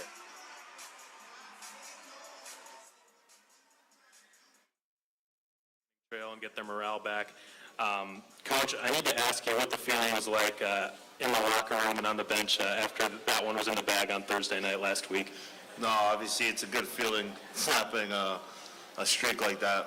But no, it was a good feeling. I told the guys it was a must-win, so I'm glad that they showed up and we got the 2 points. And the rest of the weekend. Still thought we played a pretty decent game. We just didn't get the results that we wanted. And then you guys made the trip up to Huntsville on Friday and Saturday. It's always a hostile building to play in. They do a good job lighting it up, and they did again this past weekend. We got to go up as a front office staff. We had our own sort of takeaways that we took from it. But what were some of the takeaways that you guys had from the weekend from a hockey standpoint? Me or anyone can chime in, yeah. Did you guys hear that, or you want me to? You got to start us off. Oh, okay. Well, what I took away from it, obviously, is that's a team they're the defending champs. They showed up that weekend and in front of a great crowd like they always do. They pretty much have a sold out crowd there every game, and they do a lot of good stuff there. And fortunately, we didn't, like I said, get the results that we wanted. But we played better than we have been. Zach, you can feel free to chime in on this one. Nick Minerva, he got his first goal with the Mayhem. I could see just, hundreds of miles away watching on SPHL Live how fired up he was, and he's a pretty fiery guy as it is. I can only imagine how he was feeling after that one. Coach or Zach, you guys care to elaborate on the feeling of Nick Minerva after that strike? Well, I got to ask, why am I exempt from this one? Well, he's a fellow defense. I guess you played defense with him, too. Yeah, not a big deal. That Sorry. works. You're a Rover guy. Yeah, Ron, if your feelings are hurt, you can chime in by all means. Yeah, they're hurt. I think everyone is pretty excited for him. Like, we've talked about it for a while now that he hasn't scored yet, his first pro goal, and it happened pretty quick in the third period, 5 seconds in, so we were all pretty excited on the bench. I know Mike's was pretty pumped, so it was a good feeling for everyone, and I know he was happy about it. So. Yeah, and I think that was the fastest goal anyone on the team had scored in terms of after a period started, just 5 seconds, and just like that, the game was tied. All right, Coach, last question for you before I sort of shift the attention to our guests here. We had a new signing today, Josh Keplinger, as forward, senior captain from Lawrence University. You saw him practice today. What sort of prompted that decision to bring Josh aboard, and in what areas do you feel he'll be able to help the team? Yeah, obviously this time with college guys becoming available, you kind of want to get a look at them now, and obviously for years after this year and the year after that. So just wanted to bring him in, get a fresh face in here, and he's a kid who's pretty decent sized. He's got a good shot. He can put the puck in the net. So today, it was his first practice today. He's been off the ice for a little bit, so I could kind of tell he was a little winded.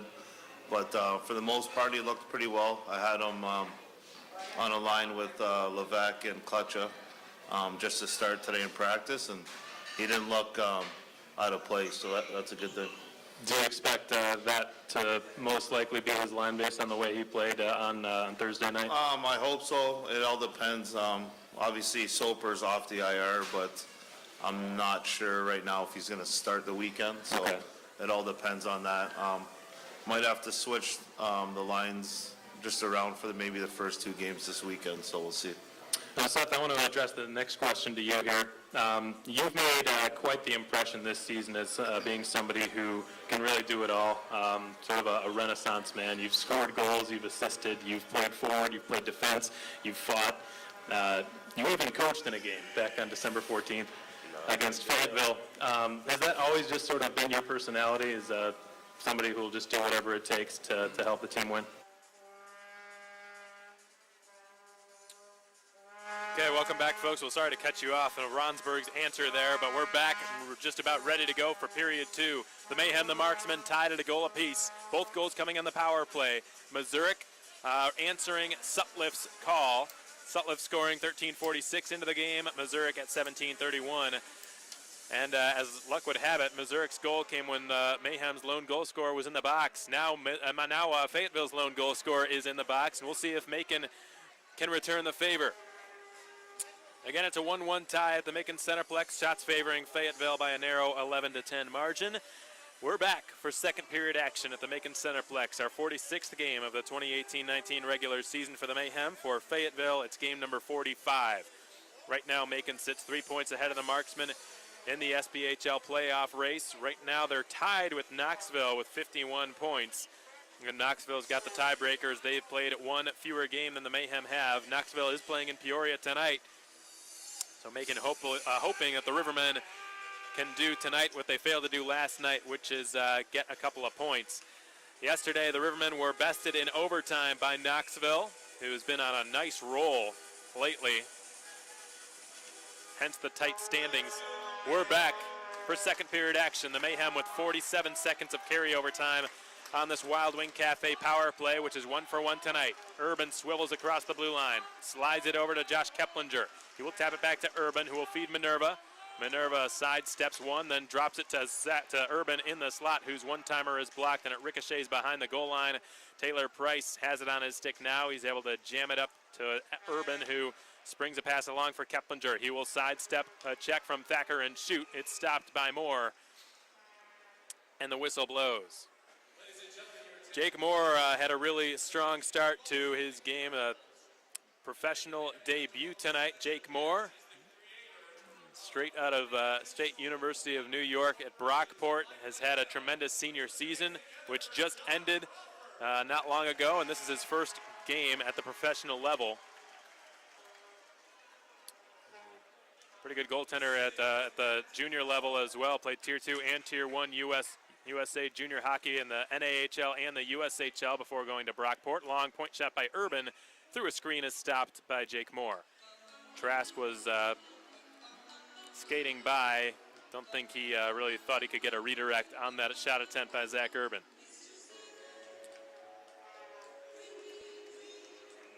Now this is a game where the Mayhem would really love to have Dakota Kletcha and Alexander Tallien at their disposal, as they are two players who can go to the front of the net and create some havoc. Kletcha great at redirecting shots. Alexander Tallien great at screening opposing goaltenders. Neither of them are available tonight, which makes life a little easier, I would think, on Jake Moore. The Marksmen have won the defensive zone draw. The Mayhem dropping to 1-for-2 on the power play tonight. Both teams 1-for-2 now on the man advantage. That power play was brought to you by Wild Wing Cafe. Seamer races down the right side and wires it wide to the left post. Trask turns it down to Seamer in the corner, kicks it back to Trask. He's dispossessed of it, and the Marksmen skate out with it. It's Max Cook sliding it over to Nolan Sheeran on the left wing. He will return it. Cook slides it into the slot. Mazurk to his backhand, shoots. Silvis with the save. It pops into the near half wall. Jake Trask will initiate a counterattack with Urban and Seamer on his left. Trask's pass deflects behind the net. Urban is checked hard into the end wall by Max Cook, and the Marksmen are out to center with it, and beyond that as Mazurk will haul it down his off wing and snap a shot from the right circle that's stopped by Ian Silvis. Both goaltenders one save away from being perfect throughout this game thus far. 18:31 to go in the second period. 1-1 is your score. No team has led by more than a goal this entire series thus far.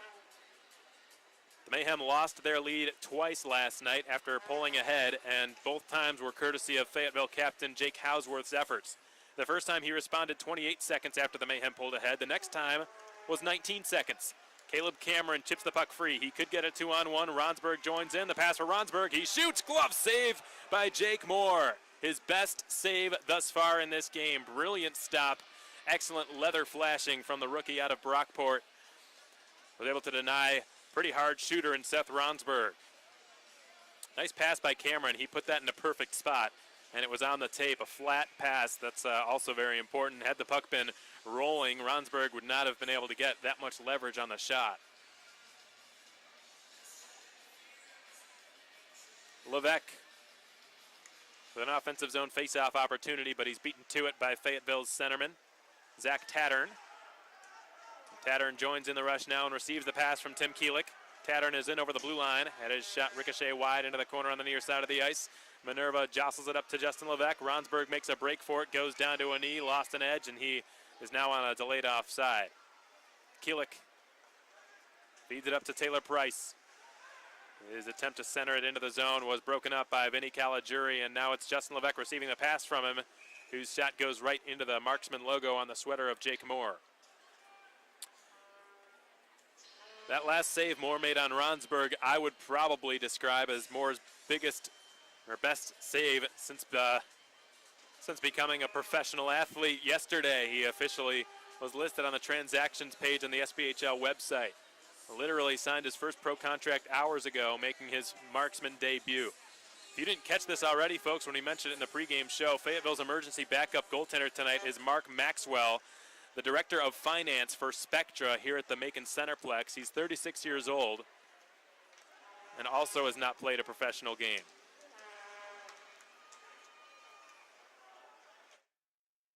He suited up for the Mayhem as an emergency backup goaltender earlier this season.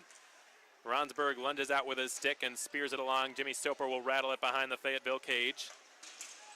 It's sent around the near half boards. Jimmy Soper puts the body on Taylor McCloy, who's able to flutter it over the blue line out into the neutral zone. Max Cook finds Cody Brown, who was invited to the Mayhem training camp this off-season back in August. He will send it back to the blue line. Left point shot attempt by Johansson is redirected wide by McCloy. Far half boards, it's chiseled back to the point. Thrown towards the front of the net. Turnaround slap shot by McCloy is blocked. Backhanded out towards the red line. Alfie Johansson's clearing attempt is blocked by his own man, McCloy. He's onside as he works in down the right side. His shot missed the right post by about a foot. McCloy receives it from the point by Alfie Johansson. McCloy had it go off the back of the net. A four-player scrum ensues. Mazurek emerges with possession. He will drop it to the SPHL live dashboard in the far corner. Backhand spinorama attempt at the net. Silvis was down in the butterfly to make the stop. The Mayhem have cleared the puck out to the red line for the time being, alleviating some pressure. In the second period, line changes become more difficult as the defensive zone is farther away from the respective benches. And smart line changes is one of the keys of the game tonight for the Mayhem, making this line change even more critical as a shot from the left circle is snagged by Joe Osaka. Ian Silvis making the save and wisely deciding to hold on to that. He knows that his team was exhausted. In case you're unfamiliar with the suspension rule, folks, of which the Mayhem have two tonight, they are short a player. It's an SPHL rule. However many suspensions were handed out is the amount of roster spots that become unavailable to the Mayhem to use in the game. So there are only 14 skaters dressed here this evening. For the Mayhem, 9 forwards and 5 defensemen.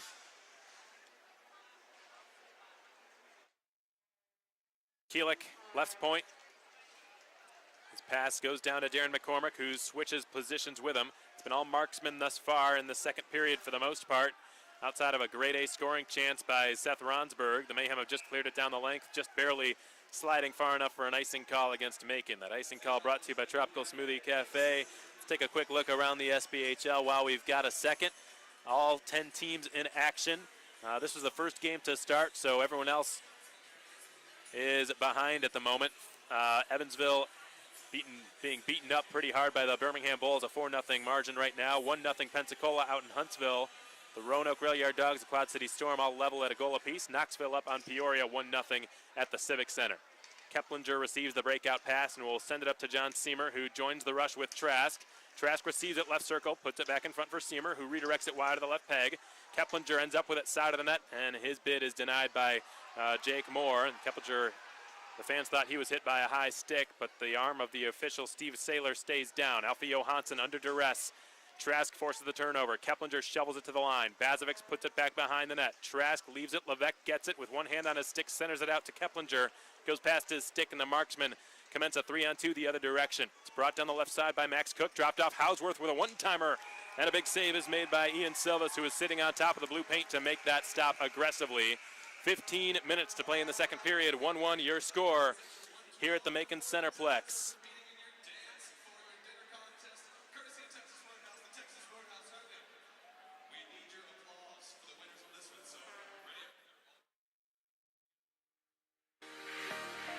Need to raise some money for your organization? Contact the Mayhem front office and we'll be happy to partner up with your group to help you fundraise for a cause. You buy tickets from us at $10, you sell them for $15, and then you keep the remaining $5 per ticket sold for whatever cause you like. Call our office at 478-803-1592 to set up a fundraiser for your organization today.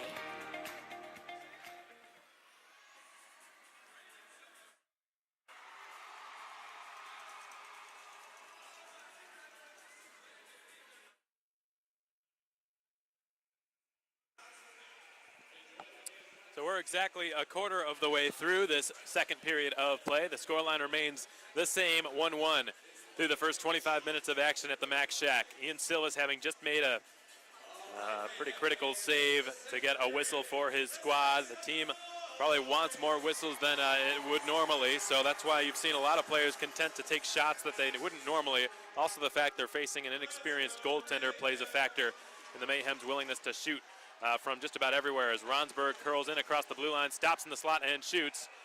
And a big save is made by Jake Moore. Justin Levesque did his best to avoid making contact with Moore. And I think the marksmen understand that, which is why they're not giving him a hard time. I'll tell you this much, folks, if anyone dares to bump into Jake Moore in the slightest, he is almost guaranteed to be swarmed by white sweaters immediately. The marksmen need Jake Moore to remain healthy this game. There's no question about that. And the puck drops, and Levesque won the draw, but it's skated out to center by Max Cook, who will dump it into the zone. Check that, it was Taylor Price. Now it's rimmed around towards Justin Levesque, who's wrapped up by Zach Tattern. Taken away by Keelik, who will swing one to Zach Thacker, who above the left circle had his shot blocked by his own man. That was Kyle Thacker, I beg your pardon. And Seth Ronsberg receives the breakout pass, unable to remain balanced there as he was bumped at center. Jake will fire from a tough angle, blockered away by Silvas. That flying puck's been brought to you by Blues Painting and Home Repair. 14:20 to go in the second. 1-1 is your score. If you're interested in fundraising for an organization, folks, the Mayhem offer a great fundraising package this season. We send you a voucher. You sell as many of them as you can for whichever cause you like. Sell them for $15 a piece. You buy the tickets from us for $10 a piece, and you keep the remaining $5 for each voucher sold. For information on purchasing doing a fundraiser through the Mayhem, call our office at 803-1592. Area code, of course, being 478. It's whacked around the boards on the near side by Tyler Palmer, and now a four-player scrap ensues in the corner on the near side. Derek Sutliff steps into the fray and sends it back to Minerva, whose shot is blocked by the skates of Mazurek. He will send one out to center. Nolan Sheeran did, rather. Mazurek gets the pass from Cook. Mazurek then sends it through the crease. Sutliff will collect it, and his pass eventually reached Caligiuri. Soper will just slam it into the zone. 13:42 to go in the second. Still a 1-1 tie. Palmer gets rid of it and springs Mazurek down the left wing. Mazurek will just bounce it off the near corner boards. It careens over to Larry Smith. It's hacked out of the zone by Josh Keplinger. Seamer will feed a heads-up pass on the tape of Jake Trask. He delays and shoots, missed the right peg. Keplinger collects the rebound. Will send it behind the net. Trask is well defended by Alfie Johansson. Keplinger trying to slide it back to the point for Larry Smith. It never reached him. It was picked off, and here comes McCormick the other way. He swivels his way into the attacking zone and drops it into the area, now occupied by Seamer. Keplinger intercepts the pass, 2-on-1. Trask gets it. Trask delays. He centers it for Keplinger in too tight. Trask then puts it in front, back to Urban. He shoots. He whistled it wide of the right post. Close call for Urban. Bazovic feeds Urban. Right circle, gives it over to Trask. Left circle into the slot. Keplinger whiffed on the one-timer that caroms off the backboards. And it sails over the stick of Urban back out into the Macon zone. Not far enough for icing as Larry Smith is flushed out from behind his own net by the forechecking Jake Hausworth. Batted down at center ice. Levesque twists it into the Fayetteville zone. Ronsberg chisels it aside for Cameron, whose shot is denied by Jake Moore. He's been excellent tonight. making his Fayetteville debut and his professional debut. Well, that was the first time just a few moments ago that we've seen Josh Keplinger's shot not rocket into the back of the net from a one-timer. So he is human, folks. He does mistime those shots on occasion. But up until then, every other shot we've seen him take was almost automatic. Levesque for Ronsberg in the high slot. Ronsberg pulls the trigger. It's blocked by Jake. Gets another chance. His backhander is snagged by Jake Moore. Excellent job done by Moore, securing that in his glove, not allowing a rebound to pop out. So Fayetteville started the period here with a lot of momentum and offensive zone time. Macon starting to tip the scales a little bit in their favor. It's unfortunate that the rowdier of the two games was in front of a smaller crowd last night. This crowd is excellent. There haven't been anywhere near as many penalties or hits or illegal plays made in general as there were yesterday, which is sort of uncommon as far as a weekend series goes. Normally the Saturday game is a lot chippier. Ronsberg for Cameron, onside. Ronsberg to the net. The pass is outside of his reach. It's steered aside by Jake Moore, collected by Keelik on the half wall on the near boards. He's able to squeak it past Levesque. Keelik down the left wing side, gains a step on Minerva, who will force the puck off his stick. Levesque gains the blue line into the Fayetteville zone. He's got it on his backhand, shovels it at the net, and it's stopped by Moore. Loose puck is inside of the trapezoid somewhere.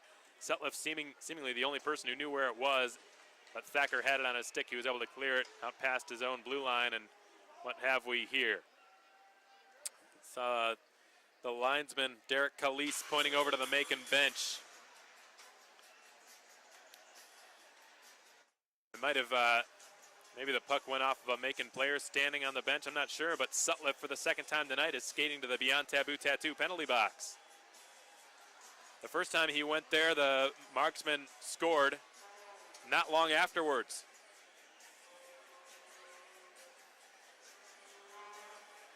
Both teams on the power play tonight 1 for 2, and it appears Fayetteville will be getting a third opportunity.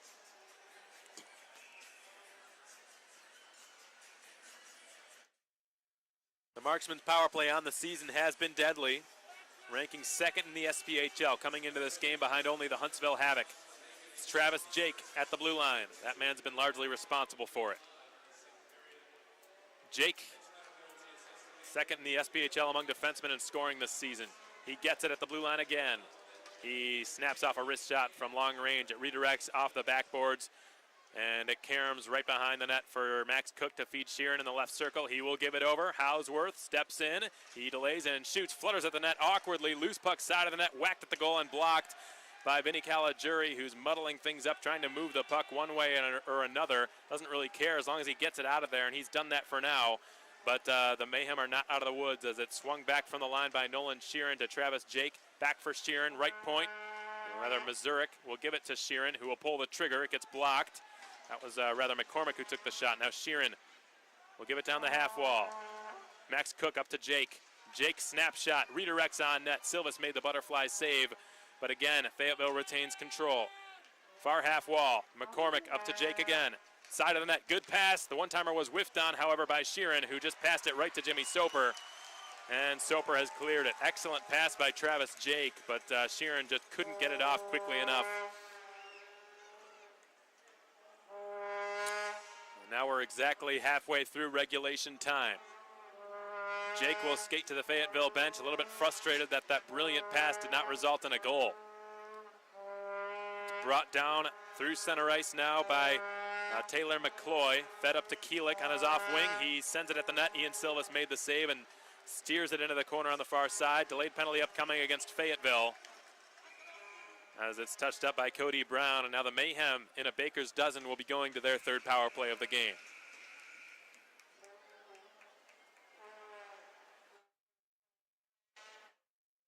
So Steven Saylor pointing at McCloy, telling him to go to the box.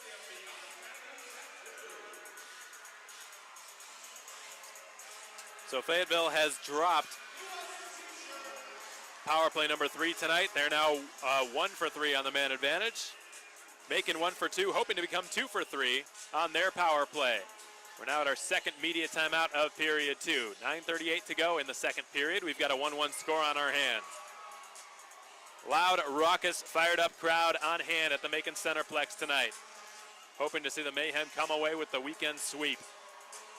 Though they did not win on Thursday against Birmingham, that's technically not the weekend.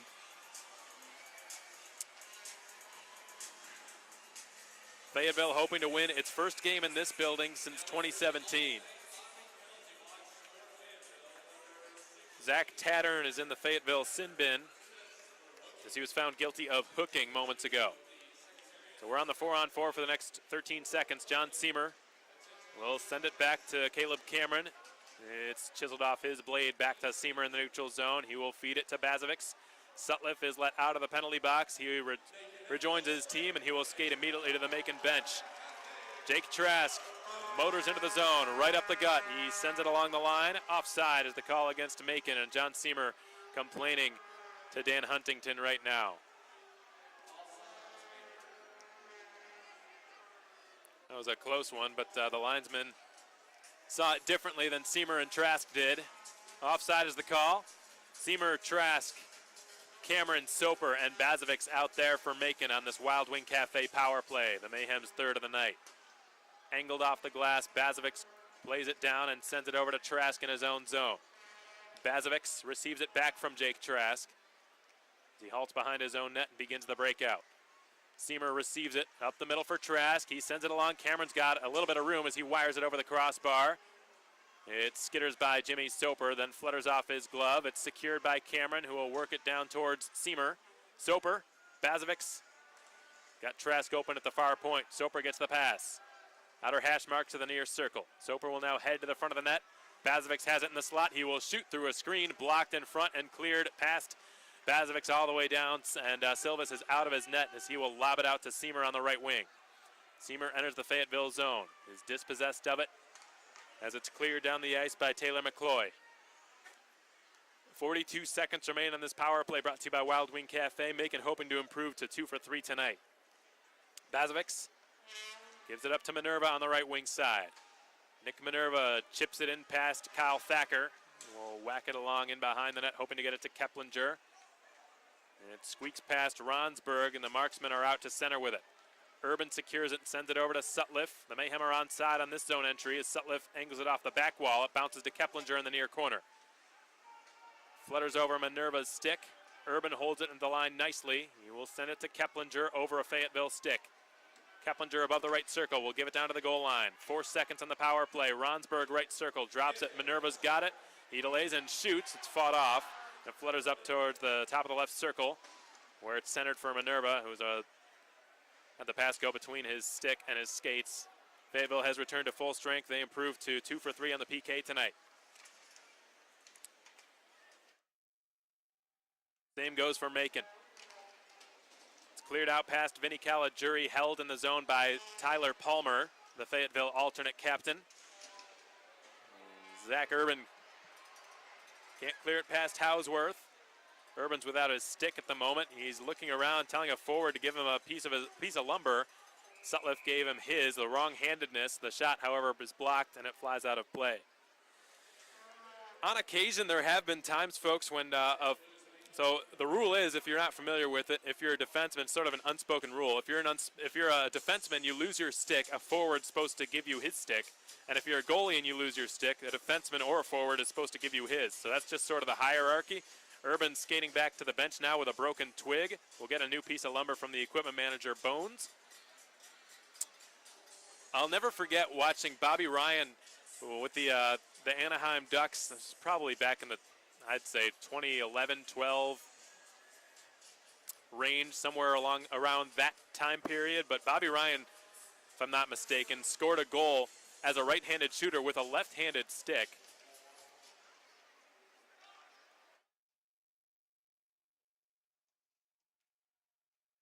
As a big bad turnover in front of the net takes place, Silvas has to come out aggressively to make the stop. He keeps this game tied. The Mayhem have not yet trailed in this contest. They've only trailed once all weekend, and it came back at the hands of Darren McCormick, the ex-Mayhem sniper who was able to beat Tanner Krill last night, the only goal of the first period. Seth Ronsberg following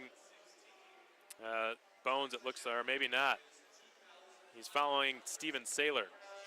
Bones runs down the tunnel on his own, and now Ronsberg will follow him, so there might be something wrong with Ronsberg's equipment. He's going to go down the tunnel, and Bones is going to help him out. So Fayetteville going to an offensive zone face-off. To Silvis' left, his glove side. Back to Jake at the blue line. Long point shot, blocked. Lots of bodies standing in front of Silvis. Caliguri receives a hit from Mazurek, but gets rid of it. Cameron chips it into the right corner, and Travis Jake with his outstretched stick moves it along, not very far. And Justin Levesque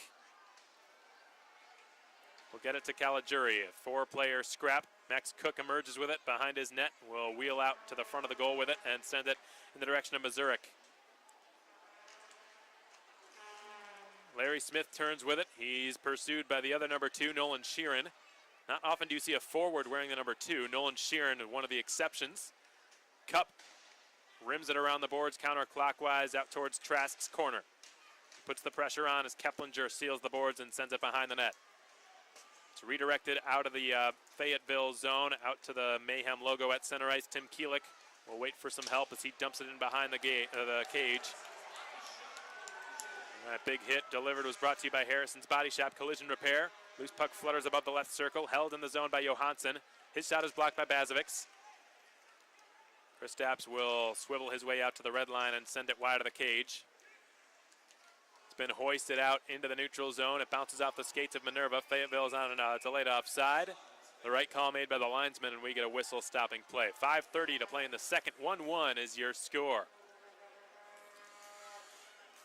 Don't forget to get your tickets for Military Weekend 2 weeks from now, folks. The Mayhem hosting the Huntsville Havoc for the last time this season 2 weeks from now. March 15th and 16th, Friday and Saturday.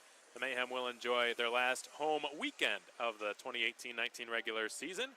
They do have one more home game after that, but it's a Friday night, and next Saturday, 2 Saturdays from now, will be our last Saturday game of the season on Military Appreciation Weekend. Hope to see you there.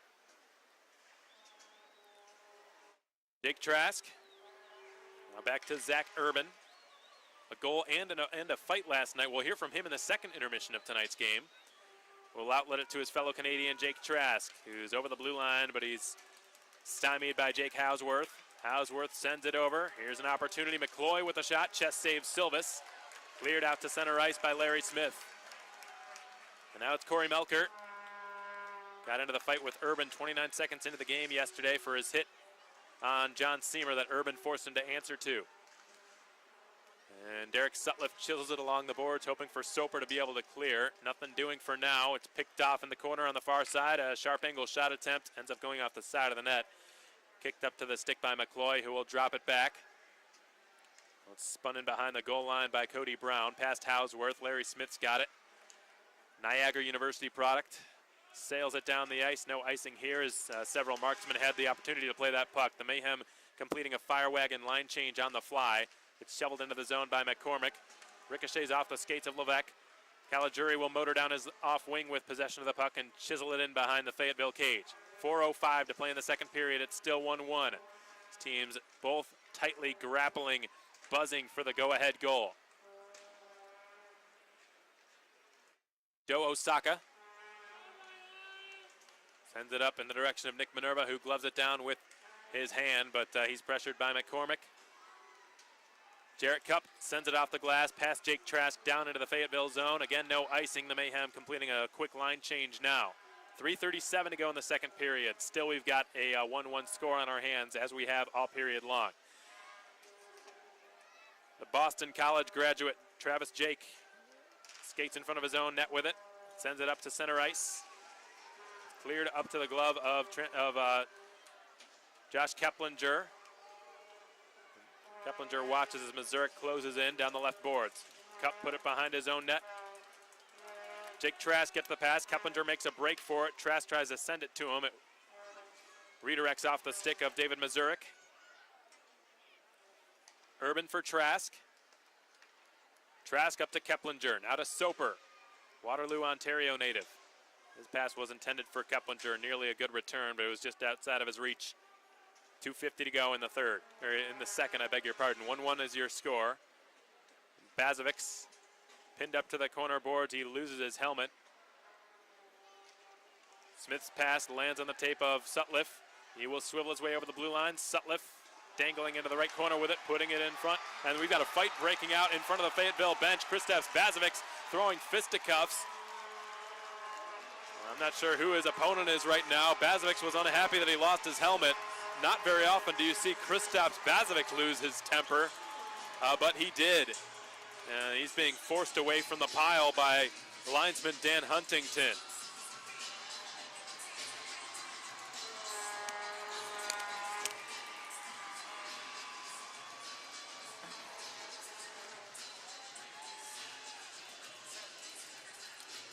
I think Bazovic feels that there was a deliberate removal of the helmet. Right now, Steven Saylor is discussing it with Fayetteville captain Jake Hausworth. He's got the helmet in his hands. It looks like the helmet might be broken. Bazovic didn't put it back on, and he's frustrated. You can see it on his face. He takes a stick back from Ian Silvis, his goaltender. Bazovic's really not happy as he skates to the Beyond Taboo Tattoo penalty box. And he's going to have a seat in there.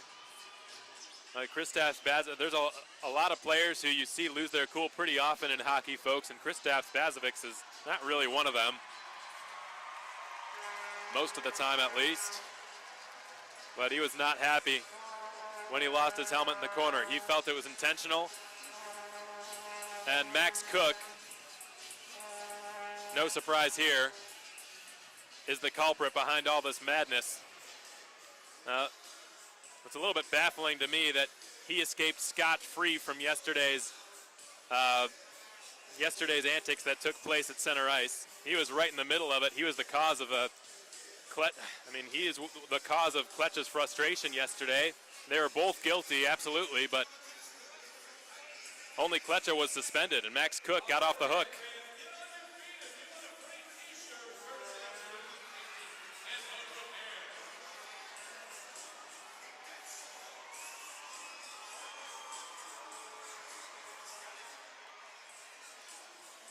Now we saw Cook and Kletcher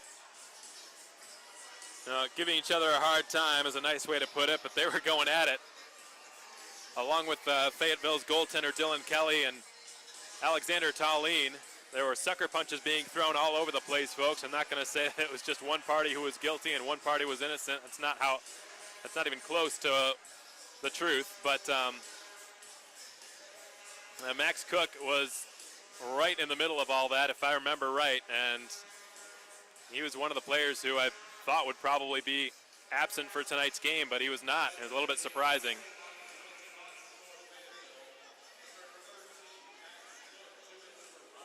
So roughing is the call against Max Cook, and Fayetteville will be going to the power play. Bazovic will be given a penalty for roughing.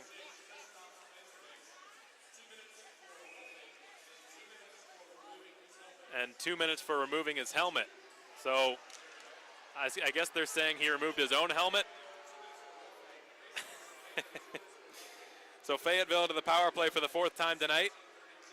They're 1 for 3 on the evening. Travis Jake seals the boards, tries to keep the puck in the zone, but it squeaks past him. And Nolan Sheeran receives the pass from him.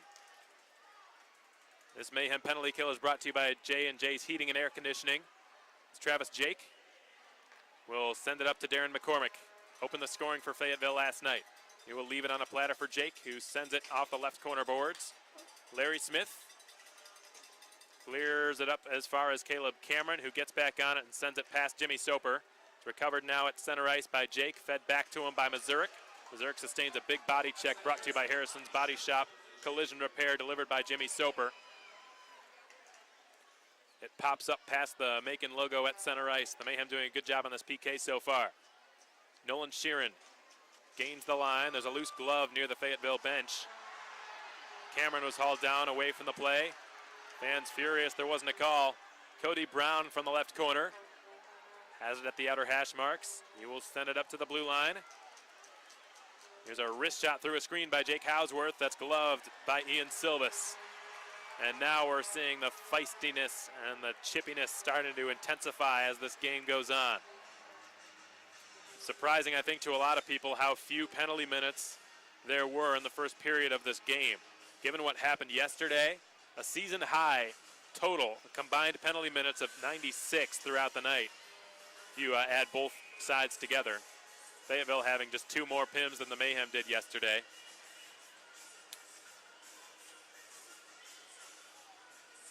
But I think the message from both coaches was pretty clear that you've got to try to do a better job of keeping a cool head today, and that is coincidentally one of our keys of the game tonight, and it seems like both teams have at least made an attempt to do that. But that can only stay in your head for so long. As the game wears on, you start to like your opponent less and less, and we're seeing that transpire. 42 seconds remain on this J&J's heating and air conditioning penalty kill. Minute 05 in the second period yet to be played. It's brought down the left side and dumped into the Macon zone by Zach Tattern. Stopped by Silvis behind his cage. Levesque's clearing attempt is blocked by Tim Keelick. He will jar the puck loose. Sends it up to the point. Here's a one-timer by Tattern that flutters wide of the right post. Keelick's got it. Hausworth's at the line. Gets it, bobbles it on the pass from Keelick. He recovers at center ice. Zach Tattern sends it back to his captain, Jake Hausworth. Down the right wing side, the 31-year-old will chip it into the right corner. Goes in after it against Zach Urban. It's sent to the near corner of the ice. Chiseled back to the point. Alfred Johansson, the Swedish defenseman, sends it off the backboard glass. Josh Keplinger is let out of the box. The Mayhem return to full strength. They've improved to 3 for 4 on the night on the PK. He blocks the clearing attempt by the goaltender, Silvis, Moore, and Seymour's pass was given it to Jake Trask. His shot was blocked. 10 seconds to go in the period. Seymour goes down. Jake Trask delivers a hit on Johansson. 3 seconds, and that'll just about do it for period 2. A huge chance at the end of the period. Josh Keplinger making a nice read, blocking the clearing attempt by Jake Moore on the far half wall. And then he centered it for John Seymour, who attempted to pass to Trask, and his pass went through, but Trask's shot was blocked by the lone defenseman back, who bailed his goaltender out. And I think Jake Moore deserves a bailout or two after the night he's played. Making his professional debut tonight, he's getting a lot of stick taps and fist bumps by his teammates, and deservedly so. Jake Moore, number 35 in white, playing his first ever professional game, his first game with the Marksmen. He's played extremely well in between the pipes, folks. He's stopped all but one. His counterpart, Ian Silvis, also having a spectacular night, has also stopped all but one. Silvis has faced more shots than Moore has. Silvis, 23 of 24 in the cage, and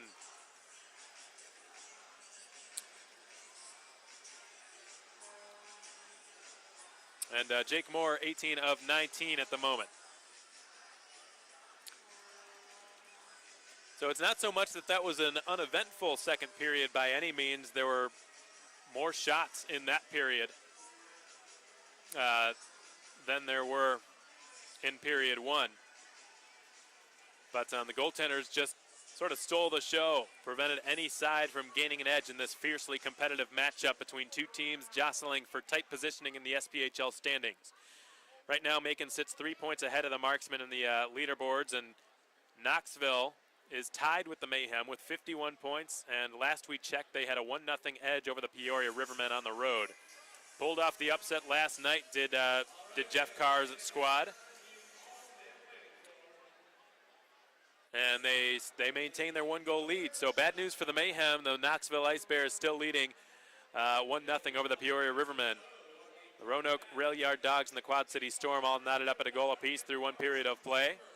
Pensacola leading 1-0 on the road out at Von Braun Center in Huntsville, Alabama. And the Birmingham Bulls might need a slaughter rule as they lead 6-0 on home ice over the Evansville Thunderbolts. That is a stomping out in central Alabama.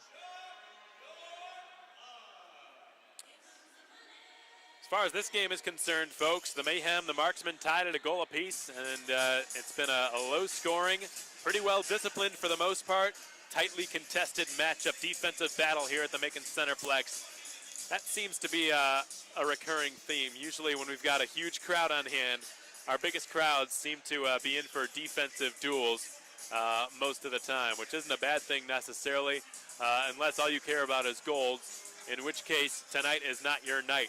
Derek Sutliff scoring a power play goal, 13:46 into the first period. David Mazurek answering less than 4 minutes later at 17:31. Max Cook, Nolan Sheeran getting the assist on Mazurek's goal, his 11th of the season through the 5-hole on the power play strike by number 6 in white through Ian Silvas' pads. Other than that, Silvas has been perfect, countered by another near-perfect goaltender making his debut tonight at the professional scene in Jake Moore. It's been a goaltender's delight so far tonight. 1-1 your score through 20 minutes of play. We hope you enjoyed the evening and the broadcast up through this point, folks. We'll play back an interview with Mayhem alternate captain and defenseman Zach Urban in just a moment here on the Mayhem Broadcast Network. We'll be right back immediately afterward to take a closer look at this game and so much more. That and more coming your way next. Keep it right here, folks. Welcome to the broadcast, folks, and thanks so much for joining us tonight on the Mayhem Broadcast Network. You're listening to Macon Mayhem Hockey on SPHL Live, powered by New Line and on YouTube. Alex Von Coito, the voice of your Mayhem, thrilled to be joined by defenseman Zach Urban. Zach, first off, appreciate your time here, and thanks for joining me. Yeah, no problem. So, Zach, you got into a fight 29 seconds into the game last night against Corey Melkert. It was your first shift. He had just delivered a pretty big hit on John Seamer. Did the fact that you two are pretty close and played college together, did that impact your decision at all to jump right in, or was it just strictly defending a teammate's honor there? It was just strictly defending a teammate. You know, we kind of talked about, had a meeting earlier yesterday morning about sticking up for our teammates and kind of, you know, getting this ship going in the right direction. So that definitely had somewhat of an influence on it, and just trying to get some energy early in the game. Well, it certainly did that. This place was popping after that, and the energy and the fights and the hostilities did not stop. It was actually the highest penalized game of the entire season. 96 total penalty minutes between both teams, which was the highest combined all year for the Mayhem. And so not only did you fight, you also scored a pivotal goal last night. Sort of killed two birds with one stone. It was a power play bullet from the right circle. First goal of the season. How did it feel to not only get that under your belt, but also to spark some life into a power play that had been struggling recently? Yeah, no, it definitely felt good. Our power play, like you said, has been struggling, so I think last night we got a couple, so that was nice getting that kind of rolling. It's felt good so far, so it was definitely nice to get one behind the goalie this year, so that felt good. And I'm not sure if you were even thinking about this at all, but you ended up being an assist away from the Gordie Howe hat trick. Josh Keplinger scored a power play goal that was the eventual game winner in the third period. You were given a phantom assist on that play. You're credited with the assist. Unfortunately, it won't count as the Gordie ultimately, but all the same, it's got to be neat seeing Josh coming in and straight from college and in his first couple of games at the pro level, really helping the team offensively. Yeah, no, it's definitely been great. He's put himself in a good position to score in all three games that he's played so far, and that showed on the score sheet. And his playing up in the top line with Jake and John, so they're really getting him the puck. And last night on the power play, Derek made a really nice pass to him, and he did the rest. So it's good to see him successful so far early in his pro career, and especially helping out our team. Yeah, that was a nice pass from Derek Sutliff from left point over to the right circle, and Keplinger just wasting no time unleashing that one-timer. One thing I've noticed about him, he hasn't stepped in and tried to do too much. He's just sort of, like you said, Zach, played with some great line mates who've got a lot of experience at this level, and filled that role on the left wing side brilliantly, and has capitalized virtually every time he's gotten the opportunity to do so. Zach, you were a guest on the Line Change show last Tuesday night at 6:30 p.m. at the Rookery. You were with Seth Ronsberg, Coach Thomas, and myself. Tell the folks here a little bit about it, and how'd you like being a guest on the show? It was definitely cool. I like doing it. It's nice always having fans ask you questions, because they kind of ask you a little bit of everything, personal questions, and it's nice letting the fans get to know you and getting to know them. So it's definitely something I'd be interested in doing again. It was good.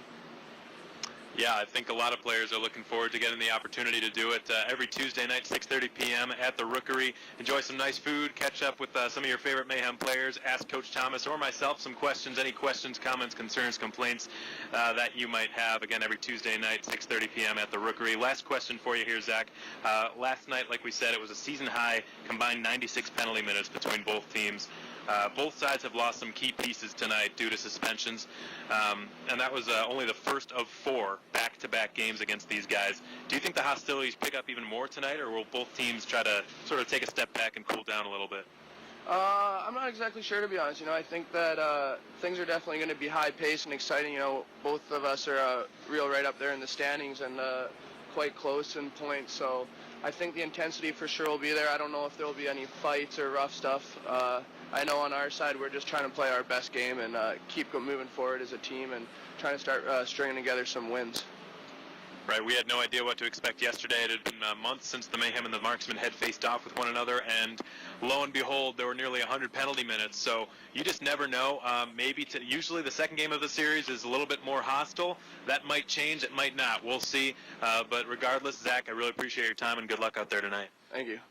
That's Zach Urban, number 6 defenseman for your Macon Mayhem. This has been your second intermission report. We'll be back in just a moment with your Hampton Inn and Suites out-of-town scoreboard update and more right after this. Welcome back, everyone. We hope you enjoyed that exclusive intermission interview with Mayhem defenseman Zach Urban, number 6 in the Navy sweaters. Had, from my vantage point, in my opinion at least, had his best game of the season last night. That's not to say he hasn't done a good job or anything this season, but boy, he just really was all over the place yesterday. And it's not just because he scored his first goal of the campaign. That's a big part of it, obviously. Because that was a pivotal goal for several reasons. We mentioned it in the interview. It was his first goal of the season. It was a goal that ignited the Mayhem, gave them an important lead. Even though that lead dissipated 19 seconds later, it was an enormous uplifting moment for the Mayhem and for this building, and it helped the power play get back on track. And since that goal by Urban, the power play has continued its momentum. So I think that was the most important element of that goal scored yesterday by Zach Urban, is it sort of got the power play back on track. I mean, Josh Keplinger scored a PPG not long afterwards. That ended up being the game-winning goal. The Mayhem have another power play goal to boot tonight. That was scored by Derek Sutliff, assisted by Keplinger and Zach Urban. So that goal yesterday by Urban was huge, and like we said, I described it as killing two birds with one stone. It got the Mayhem's power play on track, and it got him his first goal on the campaign, got that monkey off of his back, the Mayhem's longest tenured defenseman. And so not only did he do that, but he also he was great in his own zone. He was a calm, cool, and collected presence back there, made great breakout plays and breakout passes, and he stood up for a teammate. 29 seconds into the game, he with the words of Coach Thomas ringing fresh in his ears about stepping up for teammates a little bit more, he did just that. Former and current teammate of his, John Seamer, the two of them played together at Northern Michigan University in college, and 29 seconds in, Seamer was hit by what Urban felt was a cheap hit delivered by Corey Melkert. Urban went right after Melkert and started pounding away. Difficult to say who the winner was of that scrap. Corey Melkert sort of got the takedown, but it looked to me more like Urban sort of just lost his balance. Both parties got a few good rights in, it looked like, but the important fact of the matter was that Urban stuck up for a teammate and wasted no time doing it. He jumped right in, didn't have a second thought in his mind about it, and you love to see that from one of your leaders in Zach Urban. So it was an assist away from the Gordie Howe hat trick. He got a phantom assist last night that will be taken away, so unfortunately it won't go down as a Gordie, but he did get an assist tonight on Derek Sutliff's power play goal. Still the lone goal the Mayhem have scored tonight in this game. David Mazurek countering less than 4 minutes later with a power play strike of his own. Max Cook, Nolan Sheeran on the assists.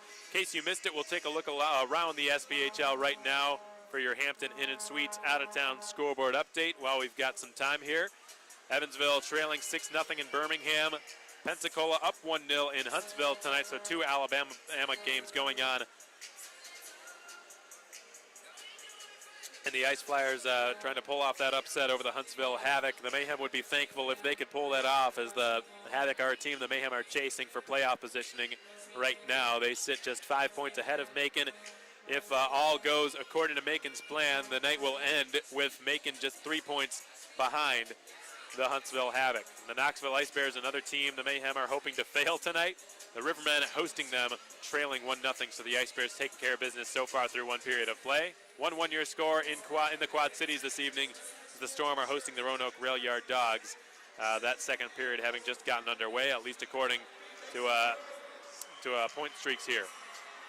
So we've still got some time, folks, about 7 minutes or so but before our third period action is underway, one thing we haven't gotten to at all yet, we've played line change a couple of times, that 32-minute episode, episode 3 this past Tuesday night at the Rookery, but we never really got to the end questions, which preview this weekend a little bit. So while we wait the next 5 or 6 minutes, please enjoy the last segment of last Tuesday night's show of the line change with Coach Thomas, Zach Urban, Seth Ronsberg, and myself over at the Rookery again every Tuesday night at 6:30 p.m. Enjoy.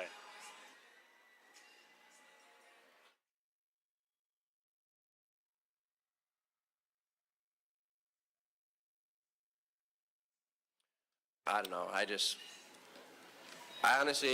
Our building's tough to play in when there's enough people there who hate the other team and love us. But I feel like that's like with any rink. A lot of people hate playing in Knoxville. Honestly, I actually love it. Things happen so fast because it's smaller. But I don't know. I don't know if I'd really change our rink. I like the old and the history, and I just would love if the ice was frozen more. Yeah, I know. Every team's in the South, man. Look at the ice. Yeah.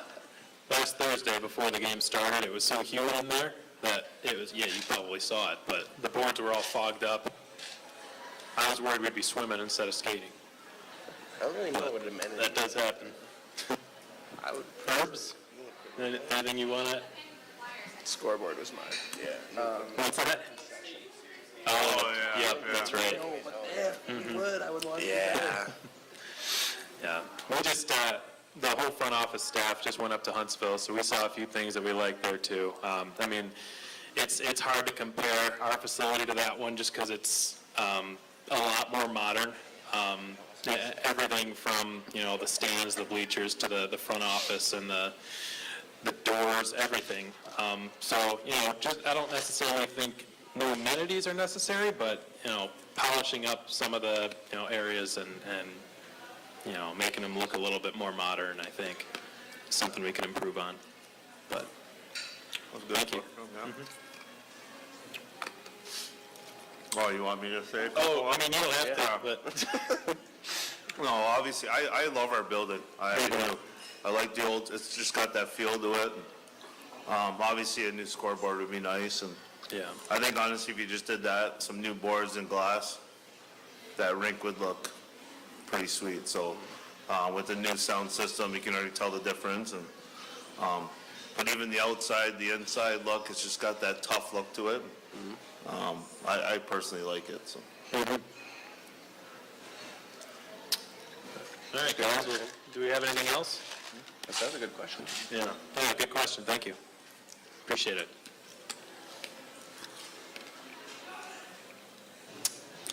Guys out. The Idea Factory is done producing. All right. I appreciate your questions, guys. We're going to move on to the last segment of the show here and basically just preview the upcoming weekend. Thursday's our college night. We've got $8 tickets for college students, $10 for general admission. College groups get tickets for $10 a piece as well. That includes free hats and experience upgrade. If anyone's tuned in or interested in doing a group package, that's basically if you have 10 people or more, you get discounted tickets, $13 a piece. Also free hats and an experience upgrade. We've got one more family 4-pack coming up this season on Saturday, March 16th, but that's getting ahead a little bit. Friday we're hosting Fayetteville. Thursday we're hosting Birmingham. Friday and Saturday we're hosting Fayetteville.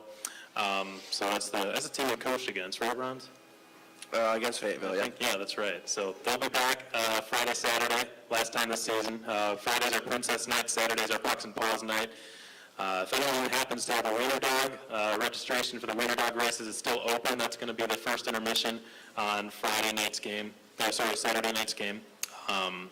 And then, so that's this weekend.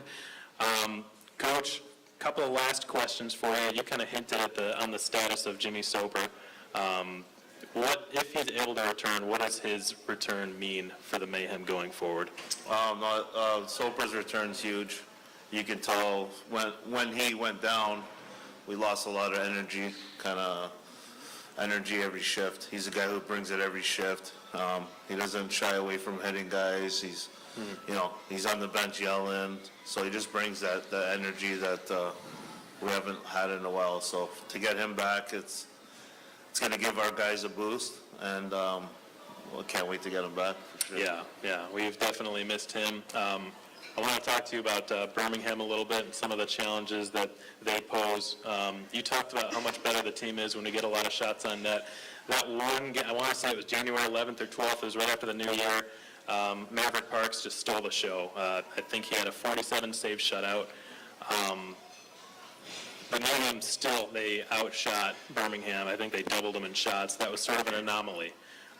Is that going to be the same message? Is anything going to change, even though we're facing a goalie that's really been near the top of the SPHL all season? Yeah, no, I mean, that's almost every team you play against, you want to have that, but especially against, one of the top goalies, or if not the top goalie in the league, you definitely want to get traffic in front of him and make him uncomfortable. And, you're fine losing those games as long as you're working hard and putting pucks to the net. And I understand you're going to run into those games where a goalie's going to steal the show. And, I mean, that's why he's at the top of the stats is for goalies. And so yeah, it's the same message: get pucks to the net, get bodies. Even if you have to bump him a little bit just to get him off his game, it's only going to help us. So. Yep. And then Fayetteville's goalie just got called up, or one of their two goalies just got called up to the ECHL. They're probably going to be on with Dylan Kelly, I would think, both Friday and Saturday. And that's the team that Coach Ronsberg got his coaching debut against and got the W. Does that increase any pressure for Coach Michael and yourself to come home with 4 points after that weekend? Or I can just sit Ronsberg and bring him on the bench. See you, Mike. I could do that. No, I would keep Mike's there. I would just have two assistants. But we got to get these points regardless. So obviously I need Ronsberg on the ice and doing his thing, and keep the guys going and doing what he's doing. And I need Herbs to land the back end there and put together a good weekend. So. All right, well, appreciate it, guys. Thank you, Coach. To all of you guys who asked questions, we really appreciate it. They were good questions again. We hope to keep this momentum going. We've got another show Tuesday night, every Tuesday, right here at the Rookery at 6:30 p.m. Guys, again, really appreciate you stopping by. Hope you have enjoyed your meal, and we hope we answered all your questions. So, thank you. Yes, thank you. Appreciate it. Thank you. You're live. Absolutely. Okay, welcome back, folks. Well, what you just heard was the tail end of our episode 3 of Line Change every 6:30 p.m. Eastern Standard Time at the Rookery. We're not live streaming those shows, so we won't be able to play them on our YouTube channel, at least not for now, but we are putting archived versions so you can listen to them the next day on the Mayhem's YouTube channel, youtube.com/Macon Mayhem. Also visit our YouTube channel for lots of other digital content like weekend previews, highlights, game recaps, and so much more. Again, that's youtube.com/Macon Mayhem. Kristaps Bazovic's in a bit of a discussion now with Corey Melkert and Max Cook. Kristaps pointing at Cook. They've got some unfinished business. Don't be surprised if something happens here, folks, in the next shift between Kristaps and Max Cook, who immediately runs at him. Kristaps sends it into the zone. The referee goes down. Oh, and you hate to see this. He might have gotten hit, and this is pretty embarrassing for some fans here, folks. They're cheering Kristaps, the first. That shows you the type of player he is. He's the first player over there to make sure that Steven Saylor is okay. It doesn't matter what your opinion is. Somebody gets hurt, you don't cheer about it. And I hope he's okay.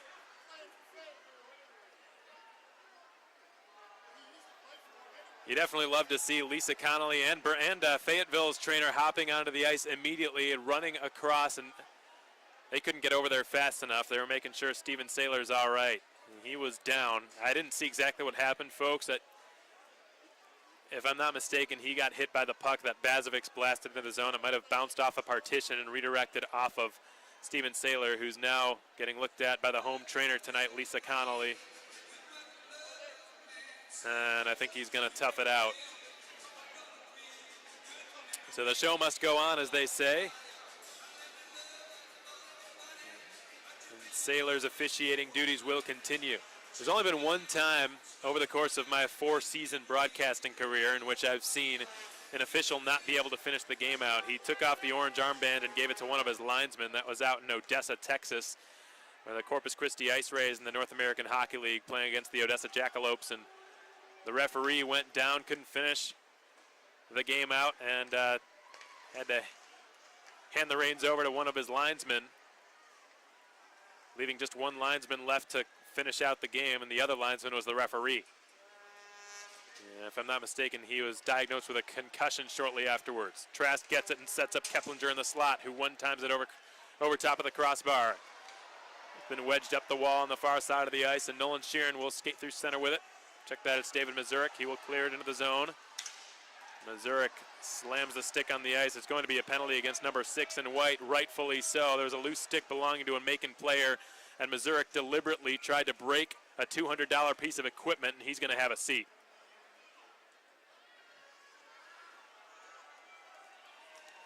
Not sure what they'd even call that exactly, but and then he slams the door in the penalty box. The Mazurek is in the box. The Mayhem back to the power play. Macon's power play on the night, 1 for 3. Fayetteville's 1 for 4. And the fourth time be the charm for Macon. They clicked on their first opportunity. They scored twice on the man advantage last night, hoping they can do the same again tonight. Unsportsmanlike conduct, the call against David Mazurek. The Mayhem going to an offensive zone face-off. Ronsberg off the tie-up is beaten by Zach Tattern. And it's shoveled out of the zone. Derek Sutliff taps it down to the ice in the neutral zone. He will get it back from Zach Urban and feed the return pass to him.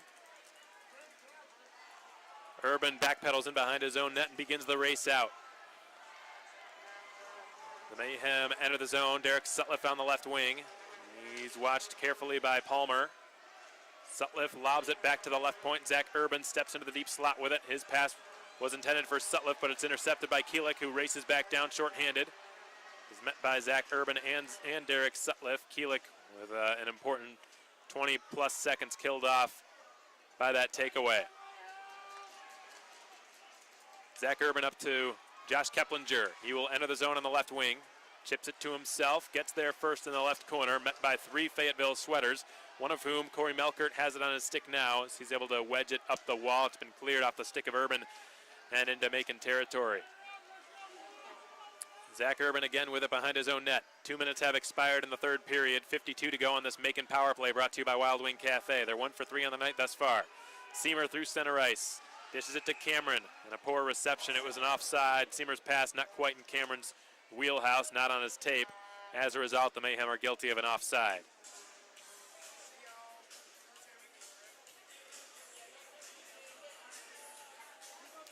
Macon's power play before last night had only scored twice in a single game, 3 times all season. Last night made it 4.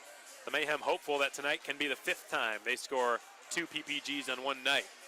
The score remains 1-1 through 42-plus minutes of play. John Seamer soccers it back to Jake Trask after a neutral zone face-off win. Soper curls back with it at center ice. Seamer is in across the blue line onside on his off wing, and Trask try to shovel a pass down. It bounces back to Seamer, outer hash marks, left circle. Seamer delays with it. Soper sets up at the goal line. Soper's calling for the pass, gets it from Trask from down low. He will return it to the circle for Trask.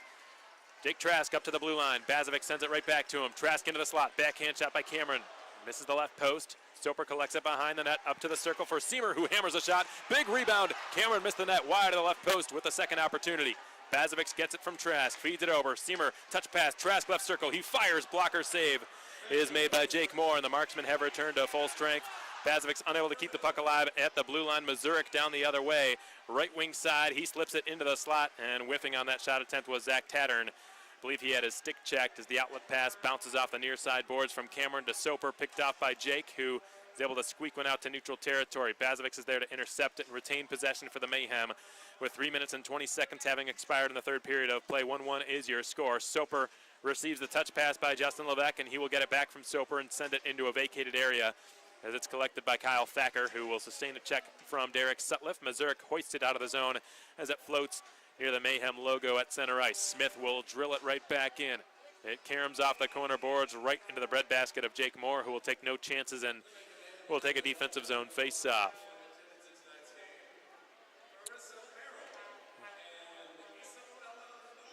So this is, I don't think there's any doubt in my mind that this is the greatest crowd we've had all season.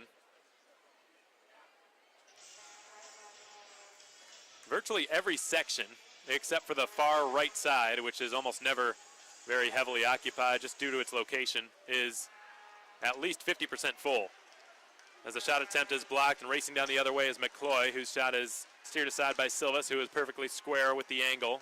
And as it skitters back to the left point, it's kept in the zone by Thacker, centered for Hausworth. He fires, he hits the crossbar.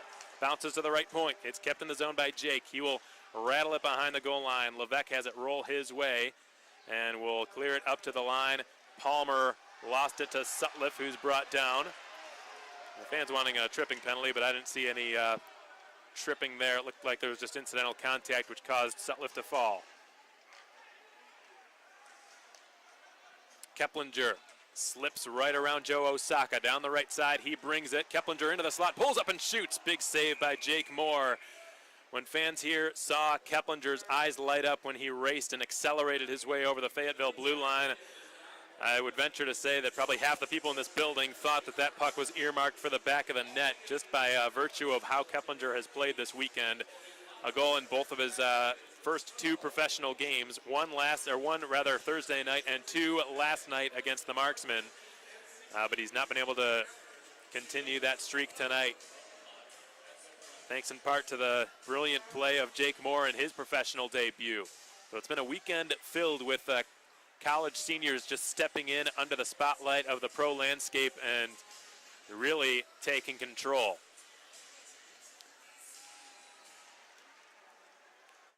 Dunseamer had his stick held onto, lost his glove. He retrieves it, and Cup takes a bit of a spill. Mazurek picks up the loose puck and shovels it wide of the blue paint. As Sheeran will feed him a pass, Mazurek kicks it to his stick, fends off John Seamer, and Mazurek will give it now to Max Cook. Cook twisting and turning with it, gets it away from Jarrett Cup. Mazurek's got it, eluding a couple of stick lifts. Cook is pressured by Jarrett Cup. Cook gets a bit of a step on him, twists and turns and looks his way to the front of the net, tries to tuck it in past Silvas. It's broken up, and Trask will feed Keplinger, who angles it off the boards out into the neutral zone. Fayetteville retrieving possession. They will try to catch the Mayhem in the midst of this line change as Sheeran will skate down the right side, watched by Zach Urban, the Northern Michigan product, forcing Sheeran to turn to the outside. That's fed from Sheeran now down to David Mazurek.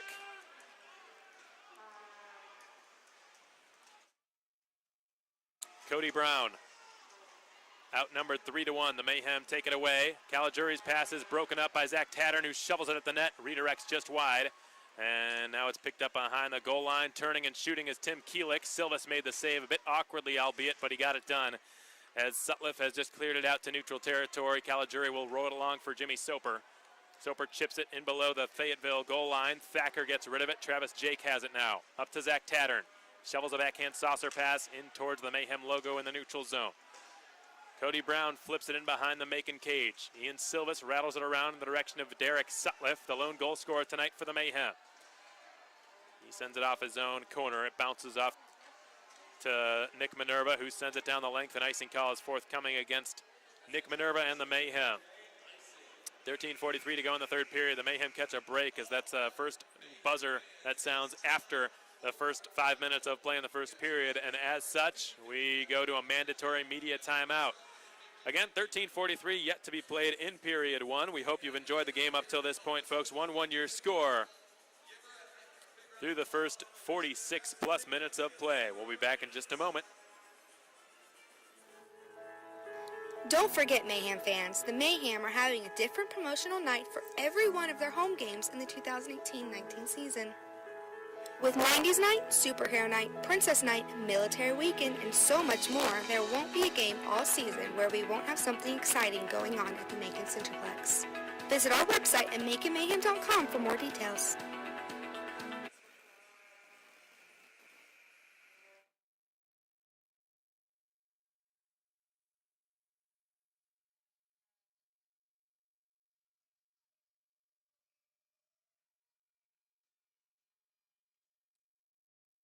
So the Mayhem winning the defensive zone draw. Minerva can't chisel it out of the zone as it's held in at the line by Tyler Palmer, whose shot rattles wide of the cage.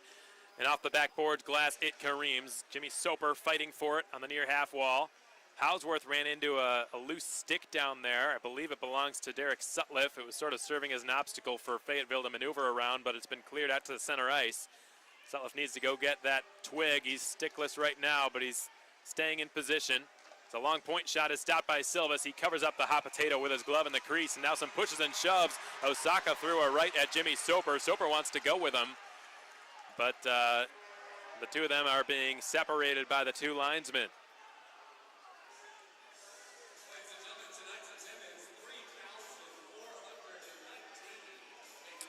The total attendance has just been announced by Charles Olson, the public address announcer here at the Macon Centreplex, as 3,419, which is substantially higher than any other game the Mayhem have had this season.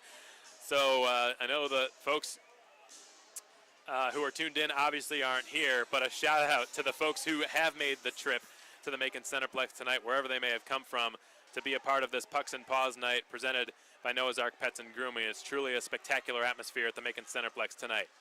John Seymour trying to dipsy doodle his way into the slot, lost it to David Mazurek and gave him a nice shove into the boards on the far side.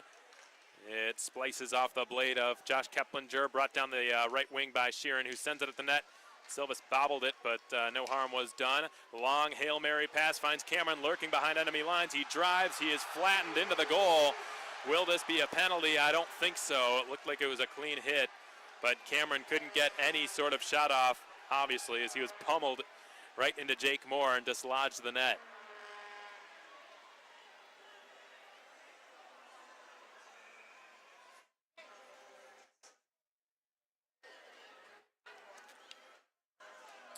Good heads-up pass from the defensive zone, nearly from the goal line. That was probably a 140-foot plus pass or so. That found Caleb Cameron lurking behind the defense. Unfortunately, just didn't have enough momentum. He was caught right before he got a shot off. And that's what it's taken in a defensive game like this to try to generate some offense. The goaltenders have both been spectacular. Ian Silvas right now, 25 of 26. And Jake Moore in his professional debut, 22 of 23. Tyler Palmer ends up with it, following a defensive zone Fayetteville face-off win. Zach Urban will send it over the blue line, and Jimmy Soper puts the pressure on Tyler Palmer. The Marksmen have moved it out into the neutral zone. Sutliff on the back check, able to spring it loose for his former Mississippi River King teammate Kristaps Bazovics. The Marksmen move it quickly back up to the line. McCloy sends it behind the Macon net. Kristaps Bazovics will backhand a pass up to Caleb Cameron. Bazovics will follow through with what he started and feed Jimmy Soper in over the blue line. His snapshot is denied by Jake Moore, who concedes no rebound. Just over a dozen minutes remain in the third period. Still, we're tied at a 1-1 game. I'd say probably the best chances of both the second period and the third period thus far involved Caleb Cameron in some way. He gave Seth Ronsberg a brilliant pass in the slot, and Ronsberg got a lot on the shot and placed it pretty much exactly where he wanted to, but Jake Moore was just better. An excellent glove save made by the rookie out of SUNY Brockport. And then this last opportunity Caleb Cameron had, I don't even think even really a shot came from it, but he had a partial breakaway and was just closed off, blindsided by a clean hit, and couldn't get any shot away. Nolan Sheeran cut off by John Seymour, who twists it blindly right onto the tape of Corey Melkert. It's cleared out past Sheeran into Macon territory. No icing will be forthcoming here as Cup recovers it. The Curry College grad moves it up to Seymour, who shovels it out of the zone. It's chipped up the boards on the near side, and Mazurek will hay bale it into the Macon goal line area. Minerva for Jarrett Cup up to Josh Keplinger. He feeds Jake Trask, joined by Seymour on his right. Trask clips it through. Seymour scores! John Seymour has given the Mayhem a 2-1 lead. 11:26 remain in the third period, and Macon is back in front.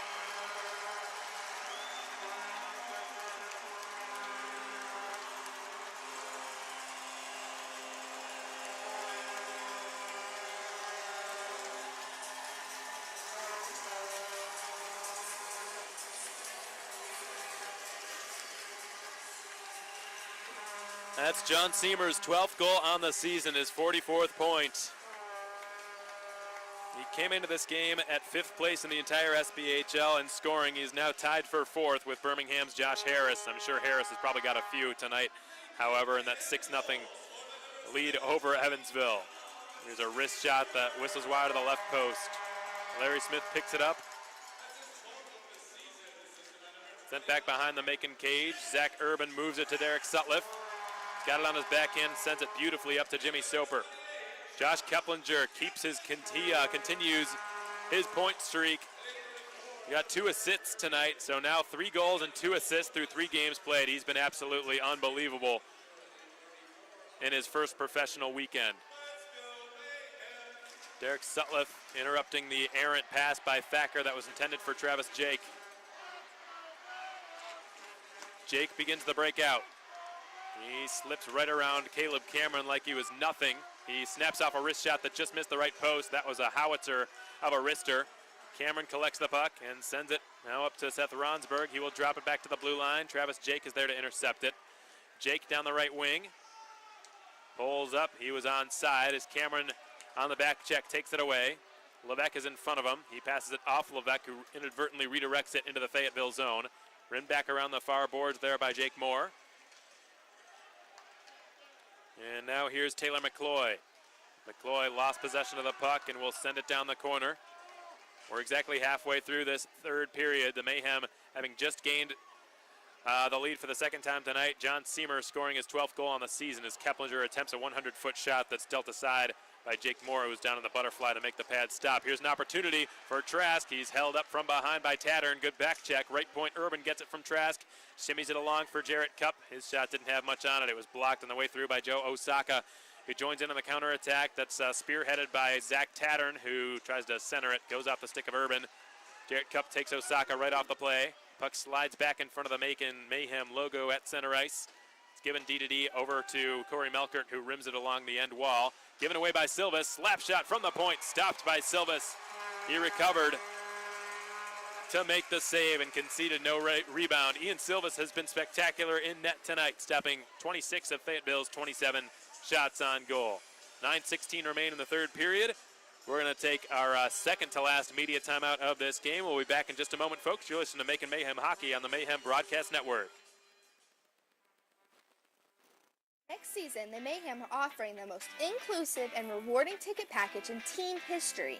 These perks extend over all 28 home games at the Macon Centreplex. Your season ticket package gets you 2 buddy passes to any of the 28 home games, a 32-ounce Mayhem souvenir cup with $3 refills, a discounted season-long parking pass with access to VIP parking, 10% savings at the Mac Shack, a Mayhem lanyard, early access to the arena before games, VIP entrance to the arena, 3 exclusive team gifts, talk with the coach before the games, and much more. Head to MaconMayhem.com to check out how you can secure your spot for the 2018-2019 season of Mayhem Hockey.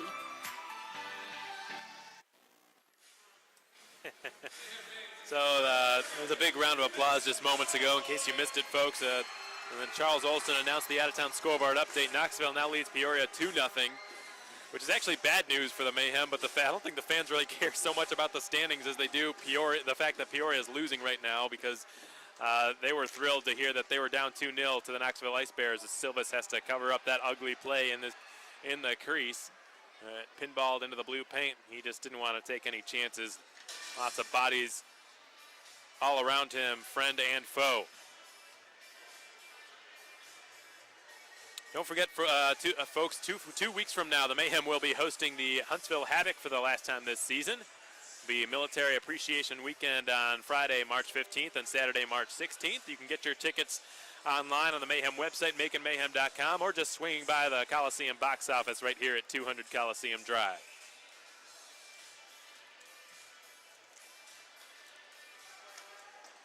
Sent off the backboards towards Caleb Cameron, who will swat it out of the zone. 9 minutes remain in regulation time. Fayetteville's got exactly that much time to muster another comeback. They've done that already 3 times this weekend. They've erased 1-goal deficits in very quick fashion multiple times, as the Mayhem just guilty of icing the puck. Brought to you by Tropical Smoothie Cafe.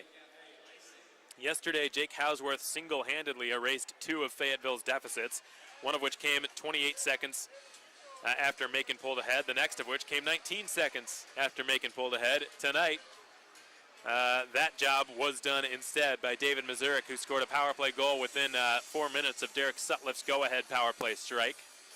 8:50 left to go in the third period. And Dustin Levesque is taking a defensive zone draw against Cody Brown. He beats him.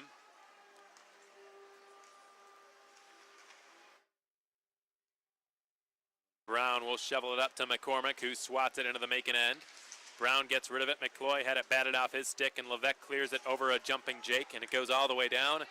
Icing will not be called here as Seth Ronsberg forces Thacker to make a play on it. Thacker will get some more time now as the Mayhem will skate to the bench to complete a line change. At least some of them will. McCloy over the blue line with lots of speed. He pulls up and dishes it below the cage. It slides all the way through down to Ronsberg in the far corner. Ronsberg delivers up to Josh Keplinger, who's skating one-on-one now against Alfred Johansson, who he uses as a screen. But a good save is made with the glove by Jake Moore. It was a smart shot by Josh Keplinger. I've spoken to a few folks about his shot now and why it's so dangerous and so lethal, and most of them have told me similar things. The fact that he doesn't really have a big windup. That's why it's so deceptive. He just snaps it off. It's all in the wrist. And it's caught a few goaltenders ill-prepared now at this point. In fact, the only goaltender who's been able to stop it so far this weekend has been the rookie, Dylan Kelly. But he beat Maverick Parks with it once on Thursday, arguably the best goaltender in this league. And he beat Dylan Kelly with it twice yesterday, who's played the third most games in the SPHL this season by a goaltender. Puck is floated into the Fayetteville slot by Zach Urban. John Seamer trying to split through the defense, but the Marksman got to it first. Bazovic's now near the red line. Twists it up to Keplinger, who will send it at the net from center ice. Easily stopped by Moore. Dropped off behind his net. The Marksman trying to hay bale this puck out of their zone. It flutters around near Price. Keplinger did well to salvage possession and feed John Seamer, who puts it in front. Trask scores! Jake Trask has doubled Macon's lead. It's 3-1.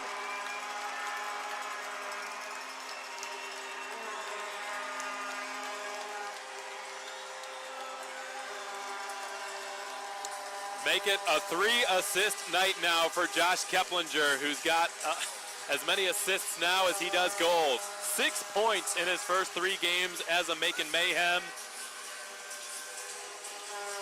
Jake Trask now tying Ryan Salkeld for the league lead in goals with 21 on the campaign. John Seamer, a multi-point night going as well, has got his 45th point on the campaign.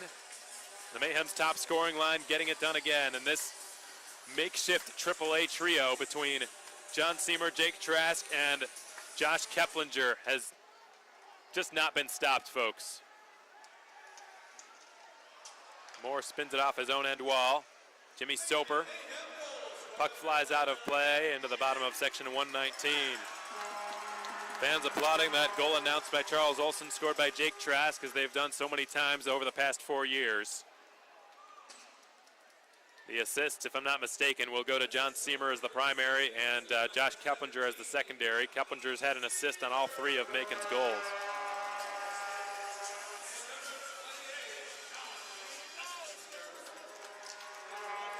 The Marksmen have cleared it out in front of their own bench. Minerva gave a shove to Darren McCormick, who skates in across the blue line.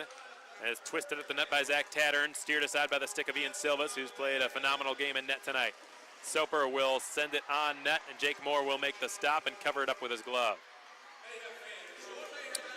Got a feel for Jake Moore. He's really showed the heart of a Lion tonight, folks. In his first professional game, had an outstanding start. The Mayhem could not solve him for the longest time.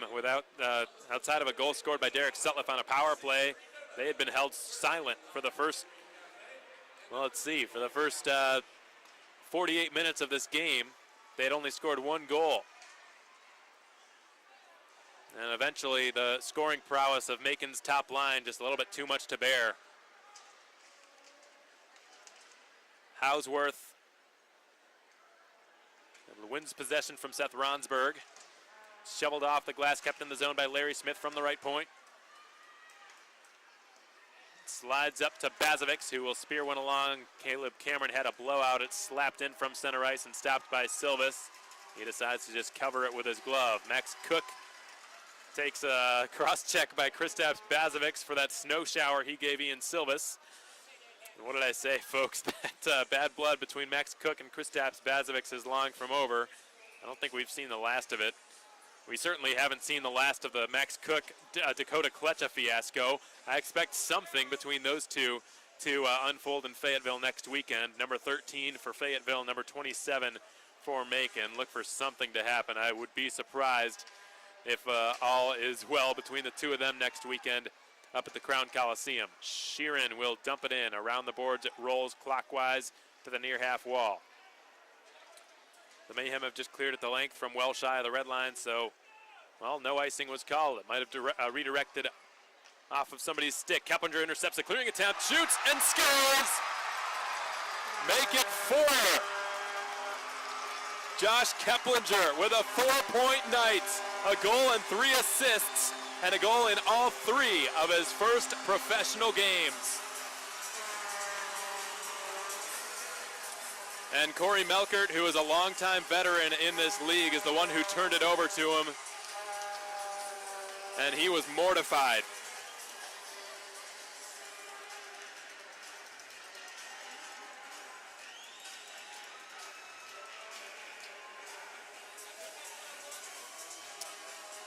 I need to bring something up right now, folks.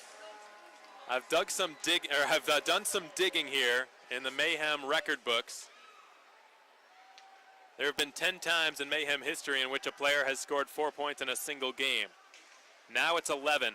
Josh Keplinger joined some pretty exclusive company. The last time it happened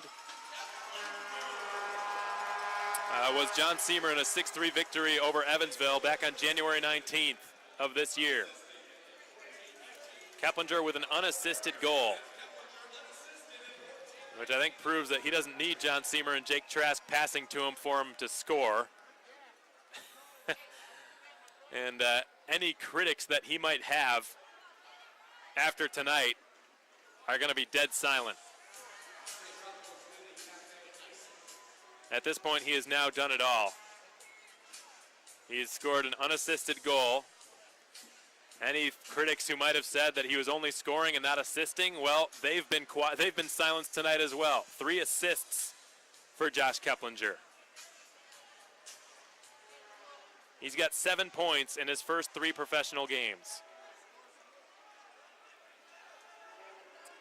Not even, Jimmy Soper was brought down from the Newfoundland Growlers early this season. He was scoring in his first few games back in the SPHL at a pretty similar pace to that, but even he wasn't putting up numbers that fast. Caleb Cameron steals the puck from Kyle Thacker, goes into the half wall battling for it. Kyle Thacker able to close him off, the ex-Wheeling Nailer.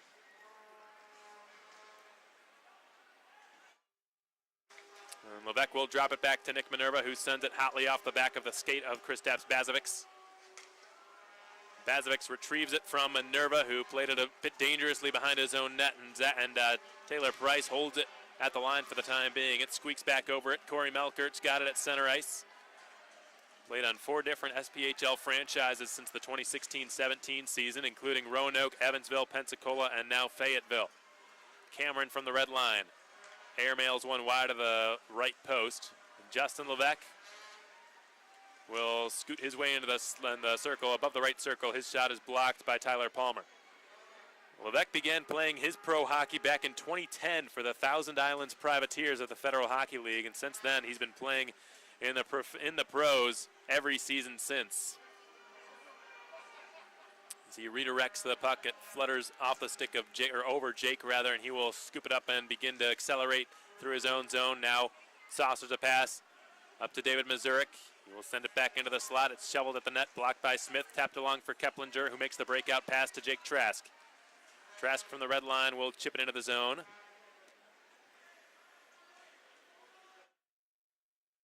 Now it's Alpha Johansson who clears it. St. Norbert College grad. part of the Carl Greco trade with the Pensacola Ice Flyers earlier this season. Jake Trask intercepts it from Keelik. Seamer in the slot for Keplinger. He scores again!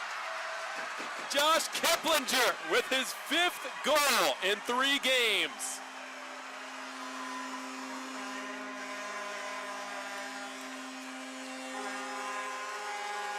Somebody get the fire extinguisher.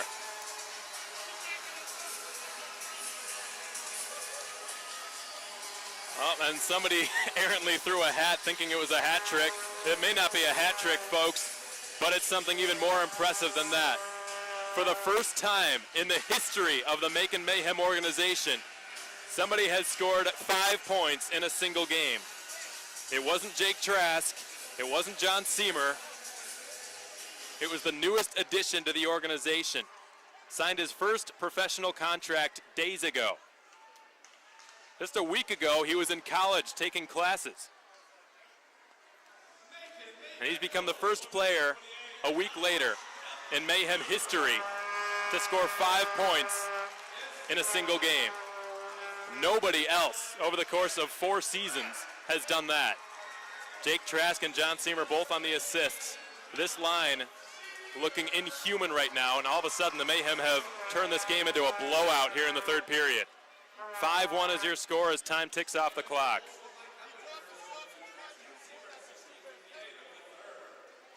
And I was told by Josh Keplinger before the interview we did with him before the game started earlier tonight, that a lot of his teammates from Lawrence University were tuned into this game.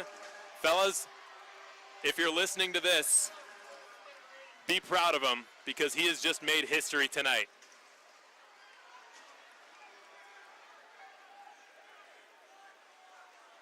Justin Levesque swivels right around a check and takes it behind the net, attempts a wraparound. It's stopped by Jake Moore, who then makes a glove save on Levesque. 108 seconds remain in this contest, which has gone from a tightly contested goaltenders duel into the Josh Keplinger show in no time at all. Keplinger with 2 third-period goals, 2 third-period assists, and a 5-point night. First player in Macon Mayhem history to score 5 points in a single night. Now, there have been 10 times over the course of the last 4 years in which a player had scored 4. Keplinger still has something else to play for, and that's the hat trick. Only one other player this season has scored a hat trick. He's not on the ice tonight. Alexander Tallien got a hat trick up in Evansville back on January 19th. A 5-goal weekend from Alexander Tallien. He earned SPHL Player of the Week honors, which I think, beyond any sliver of a shadow of a doubt, this week will go to number 28, Josh Keplinger. If he's not the SPHL Player of the Week, then let's just say I'll be a little confused.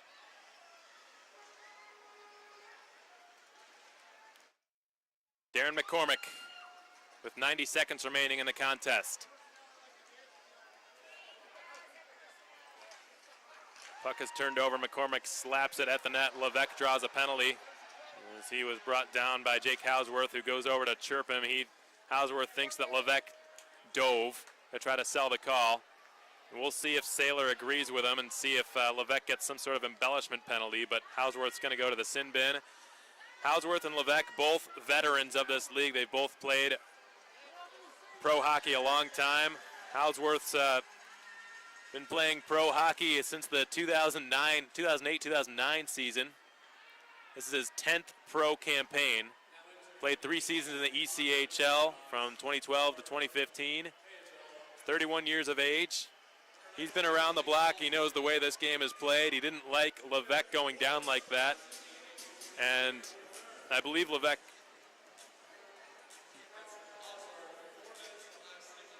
so there was blood on the ice. John Seamer finding it. I'm not sure, folks. I'm not going to say whether that was an embellishment or not. I really don't know. But I know that Hausworth felt that it was. But if there's blood, then I don't really see how it can be considered embellishment, which is why Levesque will not be penalized in any way for unsportsmanlike or embellishment or anything like that. But the Mayhem go to a 4-minute double minor power play as Nick Minerva sends it to Seth Ronsberg inside of the left circle. He will leave it off for Derek Sutliff. Sutliff sends it through the goal mouth. Keplinger is out there. Coach Thomas trying to throw him a bone, no pun intended, here on Pucks and Paws night to get him a hat trick. Price squeezes past Zach Urban. Taylor Price, longtime teammate of Ian Silvas back at Buffalo State College, graduated a year before he did. Pretty good friend of his.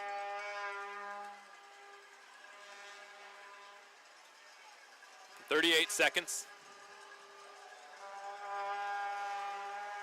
Minerva sends it up to Ronsberg. He will shovel a backhand saucer pass that lands off the boards for Sutliff, who dangles in behind the Fayetteville net. Tried to set up a shot attempt from Ronsberg that was broken up and cleared down the ice. Silvas halts it. What's left of this 3,419 crowd, virtually all on its feet now, applauding the Mayhem's brilliant, heroic third period efforts in this game. Need I remind you that the score was 1-1 through the first 40 minutes of play. What happened? I'll tell you what happened.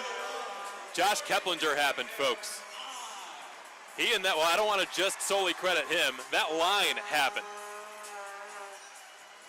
Now, I don't think it's ever happened where, I don't know if it's ever happened where one player has been the first star of the game 3 nights in a row. I don't think he was the first star on Thursday night, as a matter of fact, against Birmingham. He did score the lone goal, but I think Maverick Parks was the first star that night. But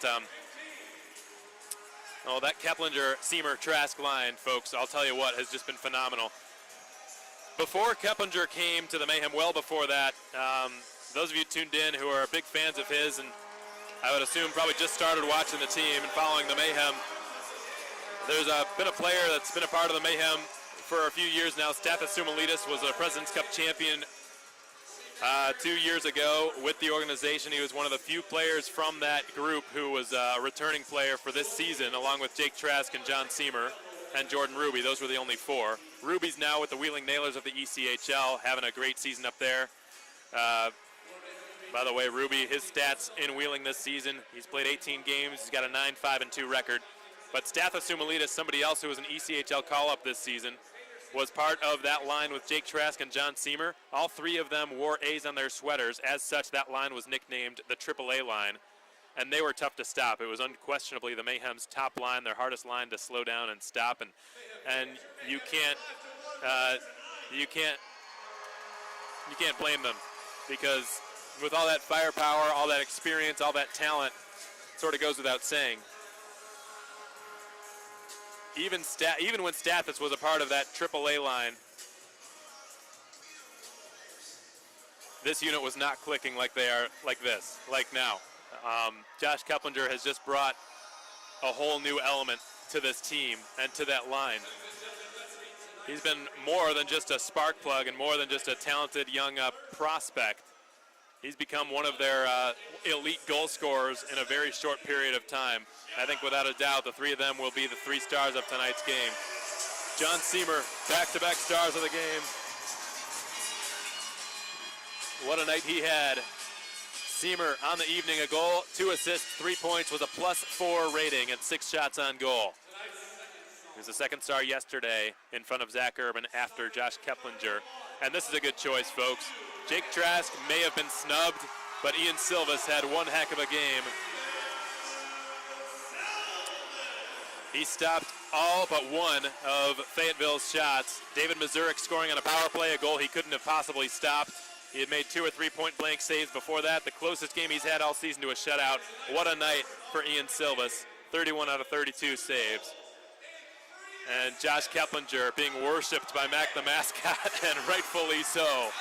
A 2-goal, 3-assist, 5-point night by the Mayhem's newest addition. You think he's having fun here? I would say so. And I think it's safe to say, folks, he is already a fan favorite. He's also, on top of everything that he's done on the ice, I've had the chance now to speak with him a few times. Once when I met him, introduced myself pretty quick. He was just coming off the ice from a practice, and he, a lot of times players they're sweaty after practice. They want to get dressed, get in the shower, get dressed, and then go on with their day. But he took a few minutes to introduce himself to me, asked me what I did, and we caught up a little bit. Talked to him about his experience up at Lawrence, and then he came up to the office, made sure he introduced himself to everyone in the front office, to Tyler Layfield, the director of ticketing, Colin Mitchell, community relations, Brian Arnold with the digital graphics, and Blair Floyd, the general manager, and myself. And then just today when I interviewed him, it's clear that he's just a really humble guy, understands that this is a team he's playing for and that's got a lot of experience, his line mates with a lot of experience. He understands that he's not going to be in the same role he was in while he was at Lawrence University, and he has adopted his new role brilliantly. Let's think, because I've lost count. He's got 8 points in 3 games. 8 points. It's 5 goals, 3 assists, all 3 of which came tonight. He set up Jake Trask and John Seamer with aplomb, which is sort of the opposite of what's been happening. And he proved tonight that it can be the other way around, too. It's not just going to be a one-way street in which he's receiving one brilliant pass after another from 2 of the best players in this league for years. He's setting them up now, too. And that is a sign of a good player. So I think without a doubt, Jesse Kalki is going to have one thing on his mind next weekend when the Mayhem make the trip up to Fayetteville, North Carolina. The Marksmen will have a chance at comeuppance. They did not snap the curse. It's now been 10 straight games in this building in which they have been defeated. But next weekend, with the playoff picture on the line, and the points becoming even more valuable, I think Jesse Kalki's top priority over the next week or so is going to be figuring out a way how to slow down this seemingly invincible line that just broke the score open and exploded in the third period. 4 third-period goals, all scored by the same line, Keplinger, Trask, and Seamer, and they will undoubtedly be on the same unit next weekend up in Fayetteville. I do not envy Jesse Kalki, Peter Worrell, or any of the defensemen on the Marksman squad who've got to figure out a way to slow this unit down, because they are just absolutely humming right now and turned this game into a blowout in virtually no time whatsoever. We'll recap what happened in this game real quick and give you one last out-of-town scoreboard update brought to you by Hampton Inn and Suites. First period started pretty slow. Derek Sutliff, David Mazurek exchanged power play goals. The Mayhem went up 1-0, 13:46 into the contest. David Mazurek bearing a rebound through Silvas's 5-hole with his 11th goal on the season. Less than 4 minutes later, and the score remained 1-1 all throughout the first 40 minutes of play. Period 3 is when the fun began for the Mayhem. 8:34, 12:49, 14:19, 16:58. All 4 of their goals came within 9 minutes, and all of them came from the same line. John Seamer first, Keplinger, Trask on the assists, Trask next, Seamer and Keplinger on the assists, and Keplinger added a couple of more goals to bury the Marksmen in a deep hole, an insurmountable hole at that. 5-1 the final score here in Macon. The Mayhem will head out to Fayetteville, the Crown Coliseum in Fayetteville, North Carolina next week to take on the Marksmen in a series with even deeper playoff implications than this series had. Folks, we sincerely hope you enjoyed the broadcasts tonight on the Mayhem Broadcast Network on SPHL Live, powered by New Line, and on YouTube. To the folks on the Fayetteville side, we hope you enjoyed it as well, and wish the best of luck in the recovery of Sean Bednard, a good buddy of mine who couldn't make the trip down because he was feeling under the weather, so I hope he feels better soon. To those of you tuned in from Lawrence University, if you're still watching, we know you liked this one. You witnessed a good friend of yours making history tonight. Josh Keplinger, the first player in the history of the Mayhem to score 5 points in a single game. What a fun night it was, especially the third period. Not so much if you're a Marksman fan, but Marksman fans, good news, your team has a chance at revenge next weekend at full strength with the return of Dylan Kelly to the fold. The Mayhem will be getting back Dakota Kletcha and Alexander Tallinn presumably next weekend, unless the suspensions are extended upon by the SPHL. Next weekend, Friday, March 8th and Saturday, March 9th, the Mayhem in Fayetteville playing the Marksmen for the final time this regular season. Till then, so long everyone, and enjoy the rest of your weekend.